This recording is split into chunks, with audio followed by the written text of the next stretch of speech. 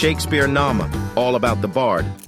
तो जो हैमलेट अगर प्ले की बात करें तो हम देखते हैं शेक्सपियर ने जितने भी प्लेज लिखे हैं, अगर उसमें सलीलिक्वी की बात किया जाए तो सबसे ज्यादा सलीलिक्वी यदि किसी प्ले में है तो वो किस में है? हैमलेट में है। तो seven by Hamlet, Yes, sir. and sometimes it is called three. Okay, though one is not pure soliloquy, like that here in three, one is like aside, you can say, and two are pure soliloquy. Sometimes it has come like three by Claudius, है ना। तो ये आपको ध्यान रखना है, ये किसके द्वारा है? By Claudius. फिर उसके बाद से एक और है, दैट इज बाय ओफिलिया। एक soliloquy ये ओफिलिया के द्वारा। तो ये एक इंपॉर्टेंट इंफॉर्मेशन आपको याद रखना है।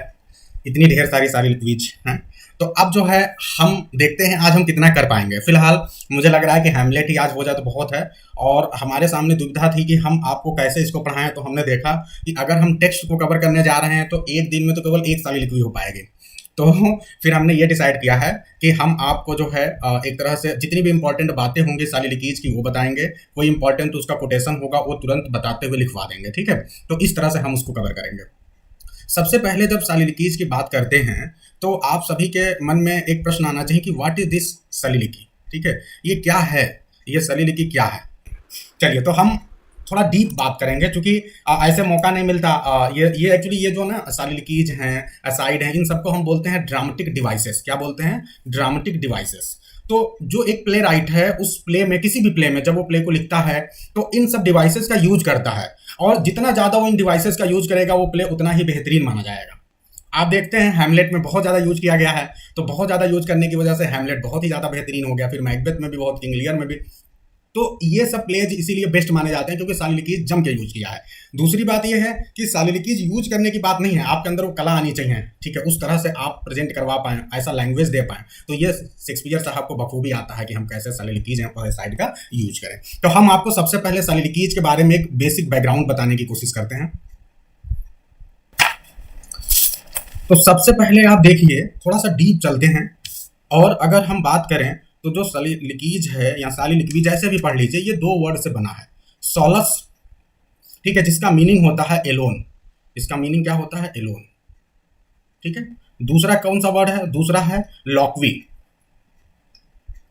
जिसका मीनिंग होता है टू स्पीक,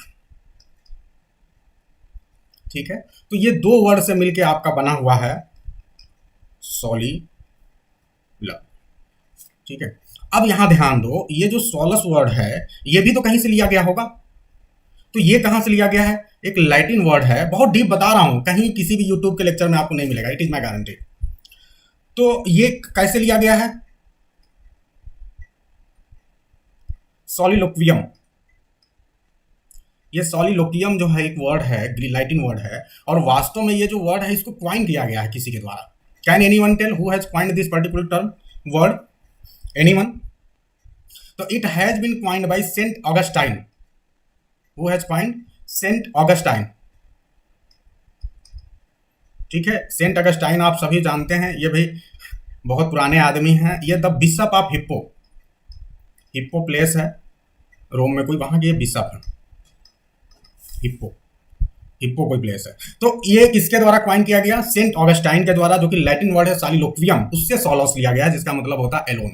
इसी तरह जो लॉक्वी आपका वर्ड है ये कहां से लिया गया? तो ये भी देख लो, ये जो वर्ड है ग्रीक वर्ड मोनोलोगिया से लिया गया है, ग्रीक मोनोलोगिया, ठीक है। तो बहुत ही इंपॉर्टेंट। तो अब जो है ये दो वर्ड soliloquium जो कि लैटिन वर्ड है, मोनोलोगिया जो कि ग्रीक वर्ड है, इन दोनों से एक एक पार्ट लिया गया, इसका पहले वाला पार्ट और इसका लास्ट वाला पार्ट, ठीक है। तो इस तरह सोलोस मतलब एलोन, लॉक्वी मतलब टू स्पीक। यानी सिंपल सा मतलब हमें समझ में आया कि जब कोई कैरेक्टर अकेले में बोले, क्या हो? जब कोई कैरेक्टर अकेले में, कोई एक्टर या कैरेक्टर जब कोई प्ले कर रहा हो, एक्टिंग कर रहा हो, तो उस समय जब वो अकेले में, ठीक है, कोई बात बोलेगा, ठीक है। तो इसका मतलब सिंपल सा एक हमें समझ में आया कि when an actor speaks alone, जब कोई एक्टर जो है अकेले में बोलता है, और सीधी सी बात है कहां बोलेगा? ऑन द स्टेज पे बोलेगा। और अगर और डीप जाएं तो कहां पे? स्टेज पे बोलेगा, लेकिन एक शर्त है कि और दूसरे कैरेक्टर नहीं होने चाहिए स्टेज पे। दूसरे और एक्टर नहीं होने चाहिए। तो when an actor speaks alone, ठीक है, on the stage in the absence of other characters, तो वो क्या कहलाता है? सॉलिलोक्वी, ठीक है, सॉलिलोक्वी। अब ध्यान दीजिए, ये स्पेशली यूज किस लिए होता है? जब सॉलिलोक्वी की बात करेंगे तो जो इनर मोस्ट थॉट है, अंदर की बात, जो कि अभी सिंपल सी बात समझिए, जैसे मान लीजिए कोई बात है, आपको कोई बात कहनी है और कोई बहुत अंदर की बात है, आप बहुत ज्यादा दुखी हैं, बहुत ज्यादा परेशान हैं, रोना चाहते हैं, चिल्लाना चाहते हैं, अपने आप से बोलना चाहते हैं, तो क्या सबके सामने रोड पे बोलने लगेंगे?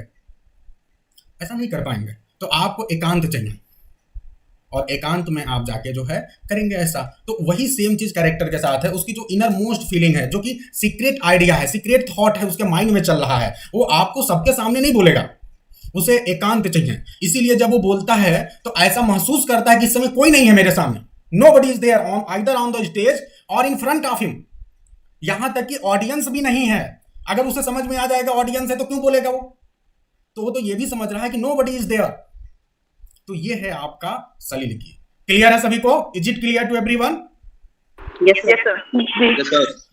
अब ध्यान दीजिए, पहले हम सॉलिलोक्वी और एसाइड में थोड़ा सा अंतर बता लें, फिर हम डीप जाएंगे और कैरेक्टरिस्टिक्स ऑफ सॉलिलोक्वीज भी आपको बताना है, क्योंकि आप सॉलिलोक्वीज को बहुत अच्छे से समझ जाएंगे तभी आप वास्तव में आने, चूंकि शेक्सपियर के ढेर सारे प्ले आपको पढ़ने हैं या पढ़ चुके हैं, तो अब आपको समझ में आएगा कि होता क्या है।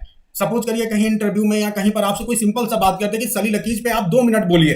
अब आपके पास ज्यादा है ही नहीं कुछ बताने के लिए, बस एक स्पीकर है अकेले में बोलता है, सॉलिलोक्वीज है, अपने फीलिंग को बताता है, सॉलिलोक्वीज है, बस इतना बता दिए आप। लेकिन अभी हम आपको ढेर सारी बात बताने वाले हैं, लेकिन उससे पहले एसाइड को समझ लीजिए।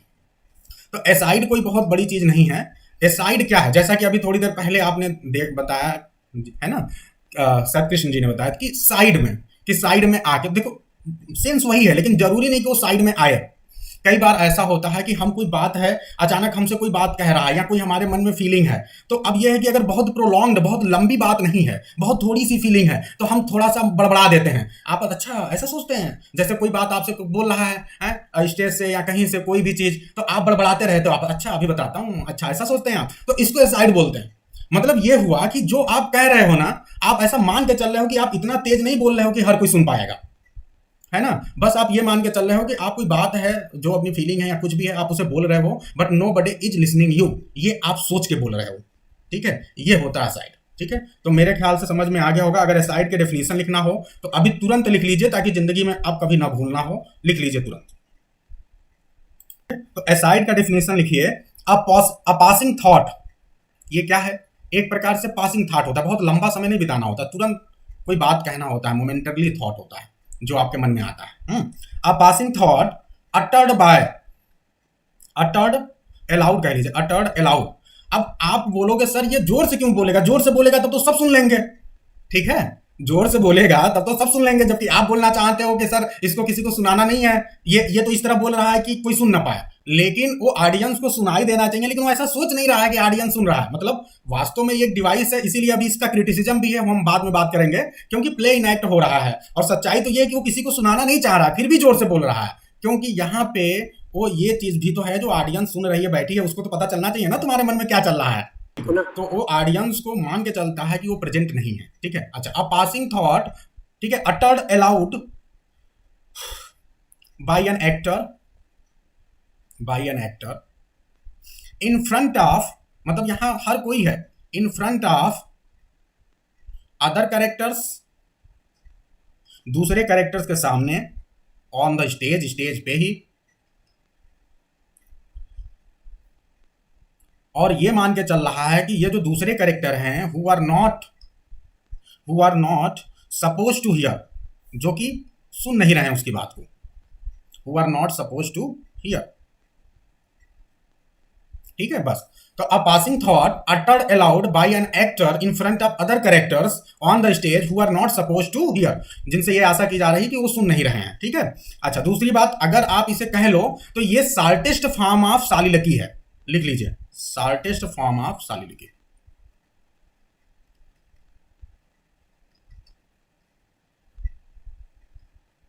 चूंकि सॉलिलोक्वीज काफी बड़े होते हैं, ठीक है, तो अब ये एक लाइन बोल रहा है या 2 लाइन बोल रहा है, तो उतना जो है वो बहुत ज्यादा नहीं है, और कहीं ना कहीं सॉलिलोक्वीज की तरह ये भी अपने इनर फीलिंग, कैरेक्टर के इनर फीलिंग को प्रेजेंट कर रहा है, तो इसलिए आप इसको शार्टेस्ट फॉर्म ऑफ सॉलिलोक्वीज बोल सकते हैं, ठीक है। तो ये है आपका एसाइड। क्लियर है सभी को? अब हम आ जाते हैं सालिलकीज के डेफिनेशन और कैरेक्टरिस्टिक्स पे। तो आप लिखेंगे सालिलकी कैरेक्टरिस्टिक्स। एक एक कैरेक्टरिस्टिक्स बारी बारी से देखते हैं। सबसे पहले तो पहला कैरेक्टरिस्टिक जो कि इसका डेफिनेशन भी होगा वो नोट करना है। हाँ, an actor secret thoughts uttered aloud on the stage to acquaint, बहुत अच्छा लैंग्वेज में चुन के लाया हूं बढ़िया से खोज के, to acquaint the audience with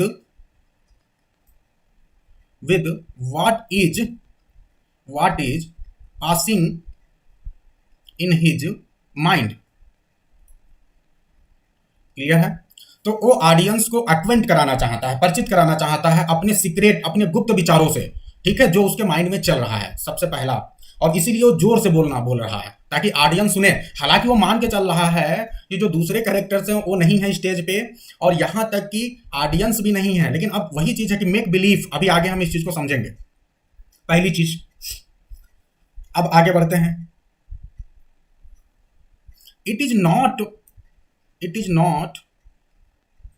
supposed to be heard by anyone। ये मान के चल रहा है कि ये किसी के द्वारा भी सुना नहीं जा रहा है, ठीक है। ना तो कोई कैरेक्टर सुन रहा है, अब यहीं पे समझ लो, ना तो कोई कैरेक्टर सुन रहा है, ना कोई एक्टर जो वहां स्टेज पे है, और ना भी ऑडियंस भी ना सुन रहा है। मतलब वो तो अपनी फीलिंग को यही सोच के बता रहा है, लेकिन फिर भी वो जोर से बोल रहा है, ठीक है, और वो जानता है कि सुन रहा है। तो अब यही सिचुएशन को, इसी को बोलते हैं, अभी आप लोगों ने कॉन्सेप्ट पढ़ा होगा, विलिंग सस्पेंशन ऑफ डिसबिलीफ, जो कि हम आगे अभी पढ़ेंगे। लेकिन उससे पहले एक छोटी सी बात कि वो मान के चल रहा है, यानी एक ये जो सालिलिकी है वो बेस्ड ऑन अजम्पशन, ये एक तरह से बेस्ड है, एक अजम्पशन पे बेस्ड है, अजम्पशन कह लीजिए, या मेक बिलीव। वो ऐसा मान के चल रहा है कि जो है कोई भी मेरे सामने नहीं है, क्योंकि अपने इनर थॉट को किसी को सामने क्यों प्रेजेंट करेगा। तो ये मान के चल रहा है कि ऑडियंस सामने चाहे हैं, लेकिन वो मान के चल रहा है कि nobody in front of me. तो अब ध्यान दो, मेक और फिर बिलीव, BELIEVE, ठीक है। मेक बिलीफ भी लिख सकते हैं, ठीक है, अजम्पशन कह लीजिए, प्रिटेंशन कह लीजिए, ठीक है। वो क्या है, वो मान के चल रहा है कि where audience is not suppose to exist. वो ऐसा मान के चल रहा है कि कोई है नहीं, ठीक है, इसलिए वो अपना बस जोर जोर बोल रहा है, ठीक है। अब कुछ महत्वपूर्ण बात कि ये तो डेफिनेशन और बेसिक कैरेक्टरिस्टिक्स हो गए, जो बेसिक चीजें थी, जो कि एकदम जरूरी है आपको जानना। अब उसके बाद जो महत्वपूर्ण चीजें हैं कि वास्तव में जब वो बोलता है तो हमें क्या पता चलता है, हम क्या क्या निष्कर्ष निकाल सकते हैं। अब उस बात पे आ जाते हैं। क्या जो सालिलिकीज होती है, अभी मैं बस सुन लीजिए, जो थ्रू द सालिलिकीज द ड्रामाटिस्ट जो है वो रिवील करने की कोशिश करता है क्या, the development of character and also the mental progress or deterioration, ठीक है। दो चीजें हमें पता चलती हैं अब इसके बाद। तो यहां सीधे नोट कर लें, द डेवलपमेंट ऑफ कैरेक्टर, यानी जो ड्रामाटिस्ट है वो हमारे सामने कैरेक्टर का डेवलपमेंट प्रस्तुत करता है, क्योंकि जब वो कैरेक्टर सारी बातें करता है तो हमें समझ में आता है एग्जैक्टली कि कैरेक्टर क्या है, ठीक है, कैसे सोचता है, उसके आइडियाज कैसे हैं। तो हम कहीं ना कहीं कैरेक्टर को पूरी तरह से समझ पाने में सक्षम होते हैं। तो द डेवलपमेंट ऑफ कैरेक्टर सबसे पहली चीज, एंड आल्सो मेंटल, कैरेक्टर का जो मेंटल प्रोग्रेस है वो हमें पता चलता है। क्यों? क्योंकि वो जो सोचता है वो हमारे सामने दिखाई देता है। तो मेंटल प्रोग्रेस, अगर प्रोग्रेस है तो, और नहीं तो कभी कभी डिटीरियोरेशन भी है कि कैरेक्टर बहुत टूट जा रहा है, बार बार डिसीजन नहीं ले पा रहा है, तो डिटीरियोरेशन, ठीक है। तो या तो मेंटल प्रोग्रेस होगा और या फिर डिटीरियोरेशन होगा इन द कैरेक्टर। नोट, तो the development of character, dramatist हमारे सामने सालिलिकीज के माध्यम से कैरेक्टर का डेवलपमेंट प्रेजेंट करता है, साथ ही साथ मेंटल प्रोग्रेस या फिर डिटीरियोरेशन उसके कैरेक्टर में जो होता है वो प्रस्तुत करता है। आगे बढ़ते हैं, अब ध्यान दीजिए नेक्स्ट। और हमें क्या पता चलता है, कोई और सोच सकते हैं आप में से कोई भी कुछ और बताइए। एक तो हमें ये पता चला कि उसका जो है खुद उसका जो पर्सनालिटी है, आप दूसरे शब्दों में कह लीजिए जो मैंने अभी 4 नंबर पे लिखाया कि हमारे सामने एक पूरी पर्सनालिटी बन जाती है। जब हम सलील-ए-कीज को सुनते हैं ना, तो वास्तव में पूरी फुल पर्सनालिटी हमारे सामने ओपन हो जाती है, उस कैरेक्टर की कंप्लीट पर्सनालिटी, और हम समझ पाते हैं कि ये कैरेक्टर है क्या। ठीक है, और कहीं ना कहीं उसके माध्यम से जब आपको एग्जाम में लॉन्ग क्वेश्चन लिखने के लिए आता है तो आप सलील-ए-कीज का ही एग्जाम्पल लेते हैं, क्योंकि वो खुद उसके थॉट्स हैं। इसके अलावा और कुछ आपको समझ में आ रहा है? Anyone else? तो आप ये कह सकते हैं कि अगर आप मोटिव की बात करें तो कहीं ना कहीं कि ये आपको क्या कंट्रीब्यूट करता है, it contributes to the development of plot. ठीक है, यानी आपको कहानी के बारे में और पता चलता है। ठीक है, to the development of plot, यानी प्लॉट आगे और कैसा जाएगा, क्योंकि वो अपने विचार प्रस्तुत कर दिया, आपको समझ में आ गया कि आगे क्या होने वाला है। ठीक है, जैसे अगर आप ओथेलो पढ़े होंगे तो हम लोग ओथेलो को कोई भी मतलब जितने भी कैरेक्टर्स हैं पूरे प्ले में, मुझे तो लगता है कि अगर ओथेलो की सलील-ए-कीज ना हो तो आप कोई जान ही नहीं पाएगा कि ओथेलो कैरेक्टर है कैसा, क्योंकि पूरे प्ले में हर कैरेक्टर, इतना ज्यादा तो बड़ा विलेन मैंने देखा ही नहीं था। हर कैरेक्टर ओथेलो के बारे में, सॉरी ओथेलो की बात मैं बोल दिया, ये ओथेलो का क्या कौन है भाई उसमें विलेन, ओथेलो में? एनीवन? इयागो जो है, इयागो के विलेनियस नेचर को कोई जान ही ना पाए अगर सलील-ए-कीज ना हो तो, क्योंकि कहीं पर भी हर जगह उसको सब लोग अच्छा मान रहे हैं, ओथेलो बहुत भरोसा कर रहे हैं, हर कोई वो हर किसी से बात कर रहा है, पहला कैरेक्टर। लेकिन जब वो अपने सलील-ए-कीज का यूज करता है तब हमें समझ में आता है कि अरे ये तो बदला लेना चाहता ओथेलो से। तो अब ध्यान दीजिए, वो मैंने बोल दिया ना पर्सनालिटी, ये सारी चीजें। अब देखिए, contribute to the development of plot, जो प्लॉट है ना कहीं हमें एकदम क्लियर पता चल जाता है कि अब आगे होने क्या वाला है, क्योंकि वो पहले अपनी फीलिंग को व्यक्त किया आपके सामने, अब आपको पता चल गया कि ये करेगा क्या आगे। समझ में आ रहा है कि नहीं? तो ये आगे क्या होगा प्लॉट में, कहानी में, कहीं ना कहीं ये हमें सलील-ए-कीज से बहुत बढ़िया से पता चलता है। तो एक तो प्लॉट में आगे डेवलपमेंट कैसा होगा, और साथ ही साथ हमें कुछ और जानकारियां मिलती हैं। क्या जानकारियां मिलती हैं इसके अलावा? कि कभी कभी ऑफ स्टेज, जैसे कोई व्यक्ति की डेथ हो गई या कुछ और चीजें हो गई, वो हमें नहीं पता है, वो हमें कई बार कैरेक्टर के सलील-ए-कीज से पता चलता है कि अच्छा ये व्यक्ति मर चुका है, उसकी डेथ हो चुकी है, या कोई ऐसी घटना है जो स्टेज पे नहीं हुई है लेकिन वो हमें पता चलता है कि नहीं है? तो ये भी एक बहुत बड़ी चीज है कि टेल्स, जरूरी नहीं कि सब में हो, लेकिन जहां पे कभी कभी ये चीजें भी आती हैं कि tells of events which which have happened, जो कि हो चुकी हैं, कहां हो चुकी हैं? ऑफ स्टेज, जो कि ऑफ स्टेज हुई है। तो अगर कोई घटना ऑफ स्टेज हुई है ना, तो कहीं ना कहीं ये भी हमें सलील-ए-कीज से पता चल सकता है। तो एक तो contribution to the development of plot तो पक्का है, और साथ ही साथ कुछ इवेंट्स ऐसे होते हैं कई बार जो हमें नहीं वहां पर्दे पे दिखाई देता है, लेकिन जब कैरेक्टर बोलता है तो वहां से हमें पता चल जाता है। ठीक है, ये चीज हो गया। आगे बढ़ते हैं नेक्स्ट। एक और कैरेक्टरिस्टिक पॉइंट था, अगर आप बताते तो मेरे को बड़ी खुशी होती, वो कोई नहीं बता पाया। आप लोगों ने सबने हर चीज बता दी, गेस कर रहे हैं आप लोग। एक चीज और बहुत महत्वपूर्ण है, वो आप बता देंगे तो बहुत दिल खुश हो जाएगा। एनीवन? कैरेक्टर की पर्सनालिटी हमें पता, मतलब जो बोल रहा है उसकी पूरी पर्सनालिटी हमें पता चल गया, उसका मोटिव पता चल गया, उसका डेवलपमेंट ऑफ प्लॉट में आगे क्या होगा ये पता चल गया, बहुत सी चीज पता चल गई। ठीक है, उसके इनर थॉट्स पता चल गए। ठीक है, लेकिन एक और महत्वपूर्ण बात है, बहुत ही महत्वपूर्ण बात।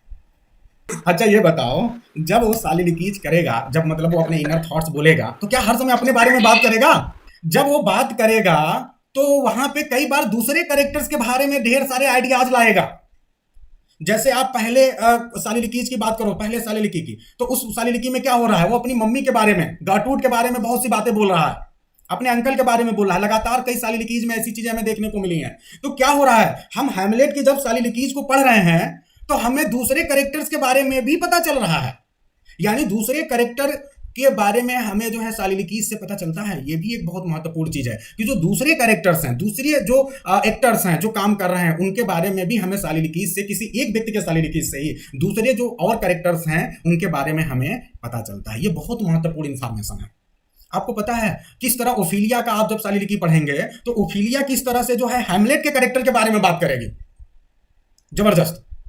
समझ में आ रही मेरी बात कुछ लोगों को? बहुत इंपॉर्टेंट बात लिखिए, इट थ्रोज लाइट। अगर ये सलील-ए-कीज है तो क्या करेगी? इट थ्रोज लाइट, यानी ये it throws light, more light कह लीजिए, और ज्यादा प्रकाश, क्योंकि जो कैरेक्टर है वो भी तो अपनी सलील-ए-की बोलेगा तो वहां से भी पता चलेगा, और प्लस दूसरे कैरेक्टर की जो सलील-ए-कीज है, तो it throws more light on other characters, on other characters through the speakers opinion, through the speakers opinions of others. ठीक है, ठीक है, अदर्स। ठीक है, तो ये क्या करता है, ये हमें ये बताता है कि इस तरह से हमें ये पता चलता है कि किस तरह से जो है दूसरे जो कैरेक्टर हैं, ठीक है, उनके ऊपर भी प्रकाश डालता है, क्योंकि जो कैरेक्टर शालिल्की बोलता है वो अपने ओपिनियन दूसरे कैरेक्टर्स के बारे में भी बताता है। तो ये बहुत महत्वपूर्ण है। ये बहुत ही महत्वपूर्ण पॉइंट है। अगर आप ध्यान दें तो आप अक्सर, जैसे मान लीजिए कि आपको पोर्सिया हैमलेट के कैरेक्टर के बारे में ही लिखना है, तो आप बताएंगे कि Portia in her soliloquy tells about Hamlet. ठीक है, ये बात हैमलेट के, अगर आपको गर्टरूड का कैरेक्टर लिखना है और अगर आपको किसका कैरेक्टर लिखना है, क्लॉडियस का, तो आप हैमलेट के कोटेशंस, हैमलेट के शालिल्कीज का यूज करेंगे, जो अपने शालिल्कीज में वो बोला अपनी माता को मोस्ट पर्निसियस, ठीक है, पर्निसियस मतलब जहरीला, जहरीला, तो पॉइजनस, तो ऐसे ऐसे वर्ड्स यूज किया है वो, तो वो भी हम देखेंगे। तो इस तरह से आप देख रहे हैं। अब थोड़ा सा क्रिटिसिज्म पे आ जाए कि जो अलग अलग, देखो ये मैं सी बनाता हूं तो ओ बन जाता है, तो बिल्कुल परेशान मत होना, ये सी ही है। ठीक है, वो जब उस तरह का क्रिटिसिज्म, ठीक है, तो क्रिटिसिज्म क्या है, ये थोड़ा सा बस एक लाइन में मैं प्रकाश डालूं, क्योंकि ना ये जो है इसको बहुत से क्रिटिक्स बोलते हैं कि जो शालिल्की है ये क्या है, ये कहीं ना कहीं अननेचुरल है, artificial and unnatural, artificial and unnatural. वो ये मानते हैं कि ये तो भाई बहुत ही आर्टिफिशियल एंड अननेचुरल है। क्यों? क्योंकि आप अपने सीक्रेट थॉट को बताना चाह रहे हो और आप ये कह रहे हो कि कोई स्टेज पे भी नहीं है, और फिर आप जो है ना कोई सामने है, और फिर आप चिल्ला चिल्ला के बोल रहे हो। भाई चिल्ला चिल्ला के बोल रहे हो तो तुम्हारी सीक्रेट फीलिंग थोड़े ना हुई। आप बताइए, कोई व्यक्ति अपनी दिल की बात है, बहुत परेशान है, बहुत दुखी है, तो चिल्ला चिल्ला के वो थोड़े ना बोलेगा, अपने मन में सोचेगा उस चीज को या बोलेगा। तो कहीं ना कहीं ये अननेचुरल है। आप चिल्ला के थोड़ा सा बोल सकते हो, बाकी चीज आपके दिमाग में चलेगा। तो ये आर्टिफिशियल अननेचुरल है, ये सत्य है। लेकिन बात यह है कि ऑडियंस को कैसे पता चलेगा, है ना? तो इसलिए उसको जोर से ही बोलना है। ठीक है, इसलिए तो ये आर्टिफिशियल अननेचुरल होते हुए भी ऑडियंस इसे बहुत ही खुशी के साथ एक्सेप्ट करता है, इन दोनों डिवाइसेस को, असाइड को भी और शालिल्कीज को। और इसके लिए बस एक कॉन्सेप्ट उसे समझना पड़ता है, जो कि बहुत एक फेमस कॉन्सेप्ट है, willing suspension of disbelief. Willing suspension of disbelief, बताइए भाई ये किसका कॉन्सेप्ट है? ये कॉलरिज ने कॉन्सेप्ट दिया है। ठीक है, विलिंग सस्पेंशन ऑफ डिसबिलीफ। इसका मतलब ये है कि ऑडियंस को पता है, ऑडियंस तो जानती ही है कि भैया ये जो भी हो रहा है, जैसे अब ऑडियंस अचानक इंग्लैंड में है, फिर डेनमार्क में है, फिर अचानक ऑडियंस को भेज दिया जाएगा इंग्लैंड। अच्छा, तो वो जान रहा है कि हम तो भाई यहीं सामने बैठे हैं और हमारे सामने यही स्टेज है, लेकिन अचानक वो इंग्लैंड कैसे पहुंच जाएगी? ठीक है, लेकिन वो मानती है ऐसा, यानी वो जानबूझ के अपने रीजन को, अपने तर्क को क्या करती है, सबड्यू करती है, दबाती है। ठीक है, और वो जानती है कि ये सत्य नहीं है, यानी ये बिलीव करने वाली चीज नहीं है, यानी ये डिसबिलीफ है, लेकिन उसके बावजूद भी वो क्या करती है, सस्पेंशन, मतलब जो भी अपनी रीजनिंग है, अपनी थॉट है, उसको सस्पेंड करके और इस चीज को ही वो सत्य मान के चल रही है। वो मान के चल रही है कि हाँ, अब इंग्लैंड में हैमलेट जा रहा है समुद्री यात्रा पे, तो हम भी इंग्लैंड में ही देख रहे हैं, उसको समझ रहे हैं। ये नहीं कि वो सोच रहा है कि नहीं ये इंग्लैंड में चाहे डेनमार्क में है। तो जो चीजें दिखाने की कोशिश की जा रही है, ऑडियंस उसका आनंद लेने के लिए, समझने के लिए, उस चीज को मानने के लिए तैयार हो जाता है। ठीक है, तो यही चीज है विलिंग सस्पेंशन ऑफ डिसबिलीफ। अगर वो ऐसा नहीं करेगा तो प्ले का मजा नहीं ले पाएगा। आपको पता है, अचानक आप लोगों ने बाहुबली मूवी देखी है, तो बाहुबली मूवी में आपको हीरो क्या दिखाई देता है कि वो पहाड़ पे चढ़ रहा है। ठीक है, समुद्री पहाड़ पे खूब तेजी से चल रहा है, पानी झरना गिर रहा है, वो झरने पर पता नहीं कैसे पानी पे चढ़ते हुए ऊपर पहुंच जा रहा है वो। तो ये क्या है? वास्तव में होता क्या है कि वो आपके सामने जो है ऐसी चीजें क्रिएट की जाती हैं। एक ग्रीन स्क्रीन होता है, तो ग्रीन स्क्रीन क्या होता है कि जब ग्रीन स्क्रीन लगा देंगे तो पीछे का जो बैकग्राउंड है वो हट जाएगा और आप जो चाहो वो रिप्लेस कर लो।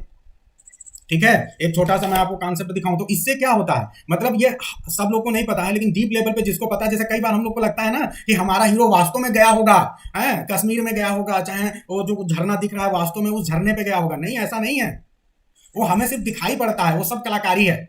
ग्रीन स्क्रीन का यूज किया जाता है और ग्रीन स्क्रीन पे आपको पीछे चाहे जो चाहे वो कर दें, आप जो चेंज करके लाना चाहें ला दें। आपको मैं दिखा दूं थोड़ा सा, एक ये समझ लीजिए इस बात को, जैसे आप लोग को थोड़ा सा डीप समझिए। यूज ऑफ ग्रीन स्क्रीन इन, तो ग्रीन स्क्रीन का यूज होता है ऐसे, आपके सामने दिखाई देगा, जो भी आपको इफेक्ट दिखाई देगा ना वो सच्चाई नहीं होगी। देखिए सब कुछ ग्रीन स्क्रीन पे होता है। ठीक है, जैसे ये देखो, ये स्पीकर है, ये बोल रहे हैं, ये देखो ये हवा में, ये आपको दिख रहा है ना, कितनी महत्वपूर्ण चीज आपको बता रहा हूँ। देखिए ये मैंने थोड़ा सा इस पर रिसर्च किया तो पाया, ये अचानक हो गया, एक सेकेंड, ये आपके सामने, ये देखिए ये हवा में फाइट करते हुए दिख रहे हैं कुछ कैरेक्टर्स, ये देखिए, तो ये ग्रीन स्क्रीन है ना। अब ये पीछे जो चाहे वो दिखा दें, जब आप फिल्म में देखोगे तो आपको दिखेगा ये अंतरिक्ष में लड़ रहे हैं, लेकिन वास्तव में है क्या, ये लोग ऐसे ही एक कमरे के अंदर लड़ रहे हैं। और आपको लगेगा अरे कैसे कराया गया होगा, कुछ नहीं है, सब ऐसे ही है। तो ये मेरे कहने का मतलब सिर्फ ये है कि सब कुछ आपको मेक बिलीव, ऑडियंस को अपने डिसबिलीव को सस्पेंड करना होगा कि नहीं, चाहे ये नहीं है लेकिन हम माने सत्य है, और इस तरह से जो है ये आगे चलता है। ठीक है, तो उम्मीद है कि आप लोग को पूरा चीज समझ में आ गया होगा जो मैं कहना चाहता हूँ। चलिए ठीक है, अब हम बात करते हैं पर्टिकुलर प्ले की, जिस प्ले में हम सालिलकीज को देखना चाहते हैं। आप लोग जरूर देखिए, कुछ चीजें आप सभी को जानना चाहिए। ठीक है, ये जो भी चीजें हमारे सामने दिखाई देती हैं, कई बार तो जो नहीं जानता वो तो सोचता है रियल में है, जो जान गया वो तो समझ गया कि ये रियल में नहीं है, लेकिन फिर भी हम भरोसा करते हैं, हीरो इंग्लैंड में तो हीरो इंग्लैंड में, हीरो स्पेस में तो स्पेस में। चलिए, तो सबसे पहला जो आपका सालिलकी है नंबर 1 हैमलेट के, तो हैमलेट के सालिलकी से स्टार्ट करते हैं। अच्छा, एक बात अच्छी तरह से ध्यान रखना कि सालिलकीज में कोई किसी से बोलता हुआ नहीं नजर आ रहा है। ये मत सोचना कि किसी को कोई है जिसको सुना, कोई नहीं है, कोई नहीं। जब भी सालिलकी बोली जाएगी स्टेज पे केवल एक ही कैरेक्टर होगा, ये बात ध्यान रखना हमेशा। ठीक है, केवल एसआई के केस में दूसरे कैरेक्टर्स रहते हैं, सालिलकीज के केस में केवल एक कैरेक्टर होगा। ठीक है, सिर्फ वही अपनी बात करेगा। चलिए, तो अब आगे बढ़ते हैं। आप जितने भी सालिलकीज हैं देख लेना, तो उसमें एक ही कैरेक्टर सिर्फ दिखाई देगा, वही स्टेज पे होगा। बाकी अब ये गड़बड़ी है कि अगर ड्रामा का जहां रिप्रेजेंटेशन हो रहा है वो गलती से जो डायरेक्टर है वो चीज़ों को ना समझ पाए और 1-2 कैरेक्टर इधर उधर घूम रहे हो तो गड़बड़ी होगी, लेकिन वास्तव में सालिलकी में सिर्फ एक कैरेक्टर होगा, वो भी स्टेज पे होगा। चलिए, तो सबसे पहले हम सालिलकीज की बात करते हैं। जो फर्स्ट सालिलकी है, मैं बहुत डीप बता रहा हूँ आप लोग को, ये एक्ट 1 सीन 2, ये एक माइंड में रखना है अपने आप को। और दूसरा क्या है, लाइन्स, किस लाइन से किस लाइन तक, तो लाइन्स 129 से लेके 159, ये। अब आगे बढ़ते हैं और देखते हैं इस सालिलकी में क्या क्या चीजें हो रही हैं। अगर आप ध्यान दें तो ये सालिलकी कब हैपन हो रहा है, कैन एनीवन टेल, ये कौन सी सिचुएशन है, कब ये सालिलकी हो रहा है?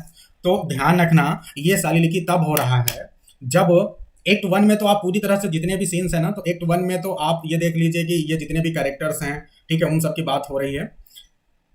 एक्ट 1 सीन 1 में केवल आप जो है ये जो दूसरे कैरेक्टर्स हैं, मर्सिलेस और जितने भी बर्नार्डो, ये जितने भी गार्ड लोग हैं, तो ये लोग जो है घोस्ट को देखते हैं। ठीक है, और ये डिसाइड करते हैं कि हम किसको बताएंगे, होरेसियो किसके बारे में बताएंगे। एक्ट 2 में जब आप आते हैं तो एक्ट 2 में आपको ये पता चलेगा कि एक पार्टी का आयोजन किया गया है। ठीक है, जो पार्टी का आयोजन किया गया है, एक्ट 1 सीन 2 की बात कर रहा हूँ। ठीक है, तो सीन 2 में क्या होगा, पार्टी का आयोजन किया गया है और उस पार्टी में जो है सारे लोग गए हुए हैं। ठीक है, हैमलेट भी हैं और भी ढेर सारे कैरेक्टर, अभी मैं कुछ चीज़ें आपसे पूछूंगा।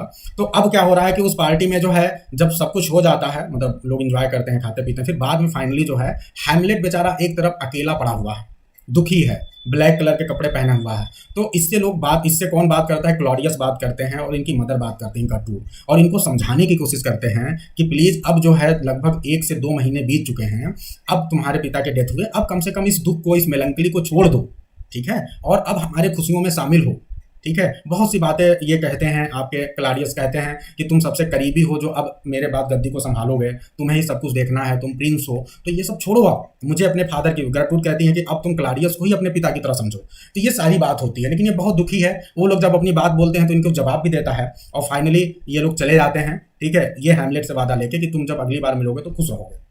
लेकिन हैमलेट जब ये लोग चले जाते हैं तो बहुत दुखी रहता है और अपने विचारों को जो व्यक्त करता है, ठीक है, उसे बहुत दुख होता है कि अभी उसके पिता को मरे मुश्किल से 1 से 2 महीने हुए हैं और ये सब लोग पार्टी कर रहे हैं, इंजॉय कर रहे हैं और उसको अपनी तरफ कोई नहीं नजर आता है।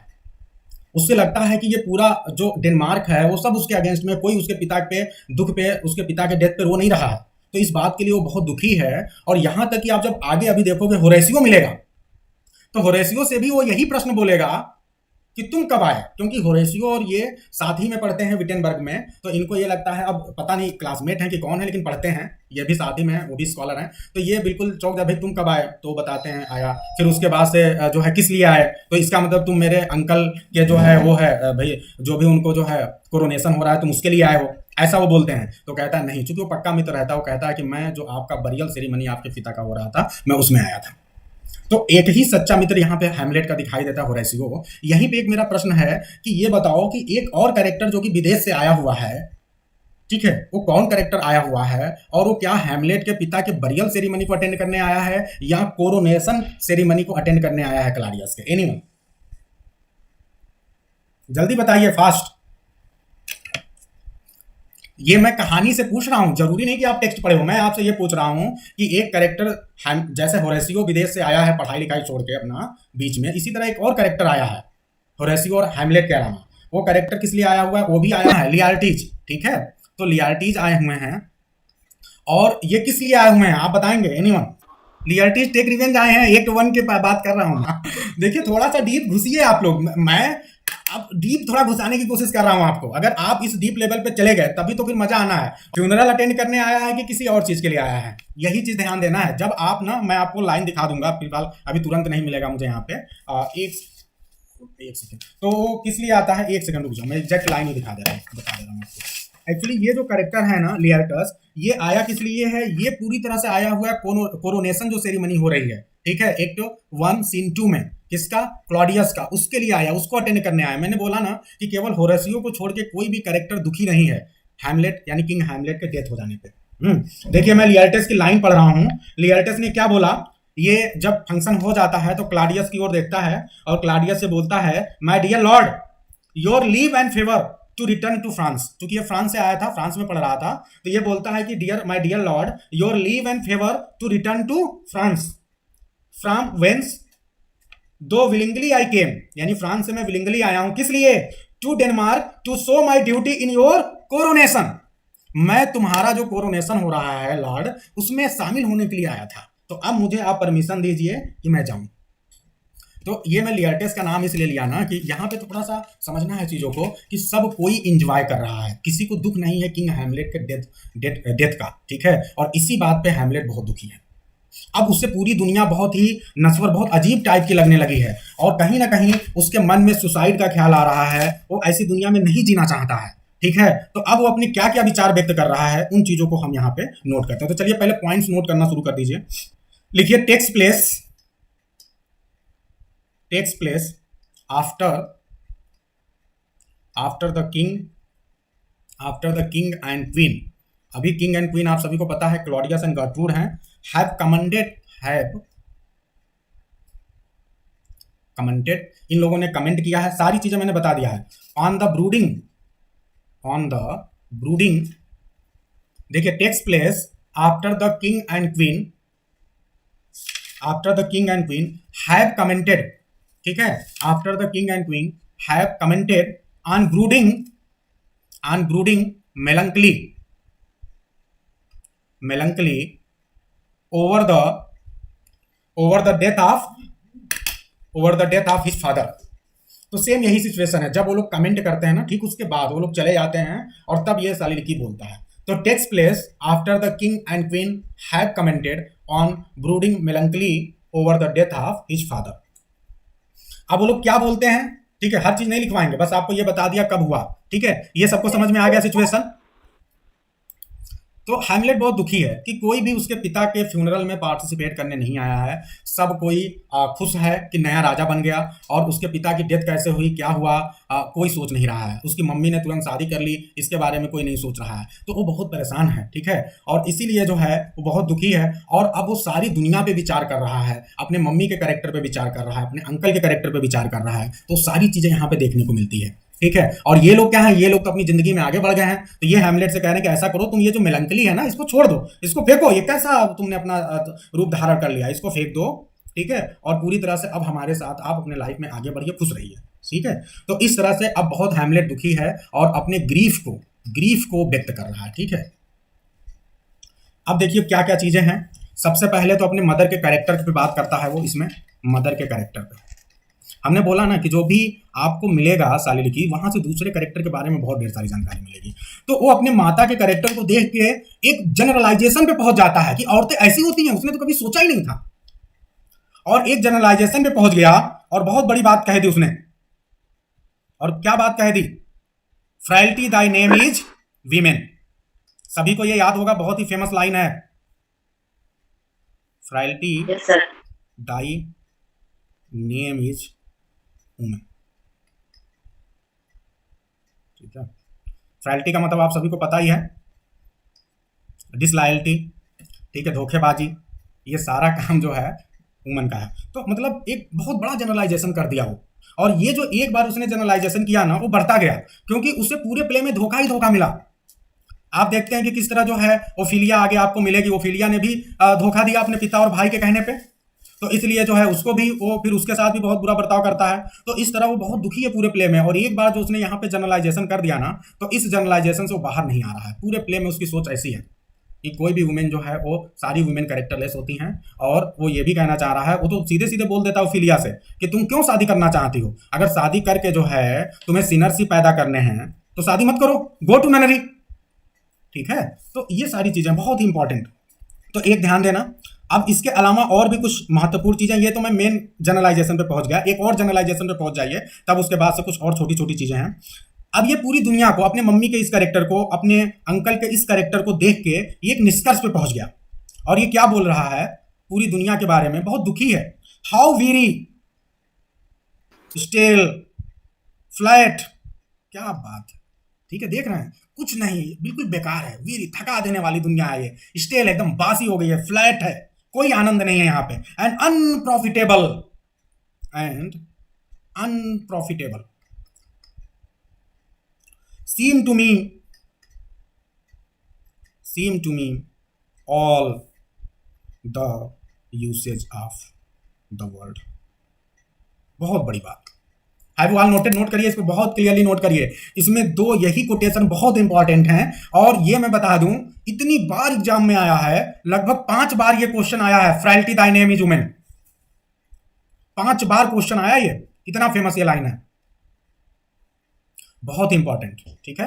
और दूसरा ये भी याद रखिए, ये भी 1-2 बार आ चुका है, how weary, stale, flat and unprofitable seem to me all the uses of the world. उसे लगता है ये पूरी दुनिया बेकार है, यहाँ सब चापलूस फालतू लोग पड़े हुए हैं, हाँ, बस अपना लाभ सोच रहे हैं, कोई किसी के बारे में नहीं सोच रहा है, एकदम बेकार की दुनिया है। कहीं ना कहीं जब इस तरह का सोचेगा तो उसके मन में आप समझ लीजिए कि एक थॉट भी है सुसाइड का, जो अंदर ही अंदर चला है, जब ये दुनिया ही बेकार है तो इस दुनिया में जीने का क्या मतलब है, इस लेवल तक वो चला जाता है, ठीक है। तो यहाँ पे बहुत दुखी है। अब हमें एक बार फिर बताओ, अभी थोड़ी देर पहले मैंने बताया एक्ट 1 सीन 1 में क्या हुआ है, एनीवन? घोस्ट अपीयर हुआ था। कैरेक्टर में देखा जाए तो जो गार्ड्समैन है ना वो हमें दिखते हैं, लियोनार्डो, फ्रांसिस्को, ठीक। तो फर्स्ट में हमें घोस्ट दिखता है। अच्छा, ये बड़ा जबरदस्त है, आप मैकबेथ से तुलना करिए, first scene, first act, first scene, कौन दिखाई देता है, एनीवन? 3 witches। बिल्कुल। तो ये मैं आपसे ये बोलना चाह रहा हूँ कि किस तरह आप देखिए तो ये कितना जबरदस्त, मतलब प्ले के शुरू में ही एक्ट 1 सीन 1 में आपको कभी घोस्ट लेके आ रहे हैं हैमलेट में, तो मैकबेथ में जो है विचेज लेके आ रहे हैं शेक्सपियर, कितना सोच है इनकी, और कहीं ना कहीं शुरुआत में ही खतरा हमारे सामने लाके दिखा दे रहे हैं कि आगे होने क्या वाला है, कुछ अनप्रिडिक्टेबल। जब ये घोस्ट आ रहा है तो घोस्ट हमारे सामने क्या एक डर ला रहा है, जो ऑडियंस है तुरंत वो एकदम बिल्कुल बैठ जाएगी, एकदम ऐसे कि अरे कुछ गड़बड़ होने वाला है, एकदम सोच में पड़ जाएगी, ठीक है, एकदम मतलब आपको एकदम रोक दे रहा है शुरू में ही कि ऑडियंस सोचने में पड़ जाए कि अब आगे क्या होने वाला है। इसी तरह विचेज वहां लाके, तो कितना बढ़िया जो है घोस्ट और विचेज सुपर नेचुरल एलिमेंट का शेक्सपियर यूज करते हैं, जबरदस्त। और फिर उसके बाद तुरंत जो है दूसरे कैरेक्टर्स को लेके आ रहे हैं दूसरे सीन में। तो मार्सिलस एंड बर्नार्डो नहीं लोगों ने देखा था, ठीक है, उन्होंने, होरेसियो ने तो बाद में देखा है, हाँ, Horatio was informed and then he saw. अरे अभी तो मैं आप लोग को, अभी टेंशन बिल्कुल मत लीजिए, ये बस पढ़ लीजिए सालिलिकीज, क्योंकि ये बहुत इंपॉर्टेंट हैं और ज्यादातर क्वेश्चन आपके सालिलिकीज से आए हैं। पहले मैं नहीं सोच रहा था कि सालिलिकीज को डायरेक्ट पढ़ाऊंगा, फिर मैंने देखा ना कि आप एग्जाम में ढेर सारे क्वेश्चन, मतलब मान के चलिए कि 40% क्वेश्चन केवल सालिलिकीज से आए हुए हैं, और वो टफ होते हैं। अगर आपको डीप अंडरस्टैंडिंग नहीं तो आप नहीं कर पाओगे, लेकिन हाँ ये है कि सालिलिकीज को कर लिया आपने हैमलेट के तो आप 40% क्वेश्चन कर लेगा, है ना, 40 to 50%। अब क्या होगा, बस हमें क्वेश्चंस करने हैं जो कि थोड़ा डीप, आप अभी पढ़ के बिल्कुल वो हो जाओगे। मैंने तो इतना डीप जब टेस्ट को पढ़ने लगा तो घोस्ट के बारे में मैं ऐसी ऐसी चीजें बताऊंगा कि आप सोच के पढ़ जाओगे, अरे सर क्या बता रहे हैं, और आपको दिखा के विद प्रूफ बताऊंगा। पहले ये वाला तो आज एक्ट 1 सीन 2 वाला सालिलिकीज आज एंड करके क्लास को रोकेंगे, बस रुक जाइए 1 मिनट। तो और कुछ महत्वपूर्ण चीजें, 1-2 कोटेशन और है जो आपको जानना चाहिए। ये यहाँ पे अपने मदर के कैरेक्टर के प्रति क्या है, एक तरह से हेट्रेट शो कर रहे हैं, ये बात ध्यान रखना, क्या कर रहे हैं, हेट्रेट शो कर रहे हैं। और एक लाइन बोलते हैं कि जब इनको ये लोग बोले थे ना कि 2 महीने हो गए अब तो भूल जाओ, तो वही बात ये बोल रहे हैं कि 2 महीने नहीं हुआ और तुम कैसे, अभी 2 ही महीने तो नहीं हुए मुश्किल से, और तुम कैसे मेरे पिता की जगह एक दूसरे व्यक्ति से शादी कर सकती हो, ऐसा वो सोच रहे हैं। तो ये एक लाइन है यहाँ पे, those shoes were old with which she followed his poor father's body. ये बहुत इंपॉर्टेंट नहीं है लेकिन कैरेक्टर को समझने के लिए sorry।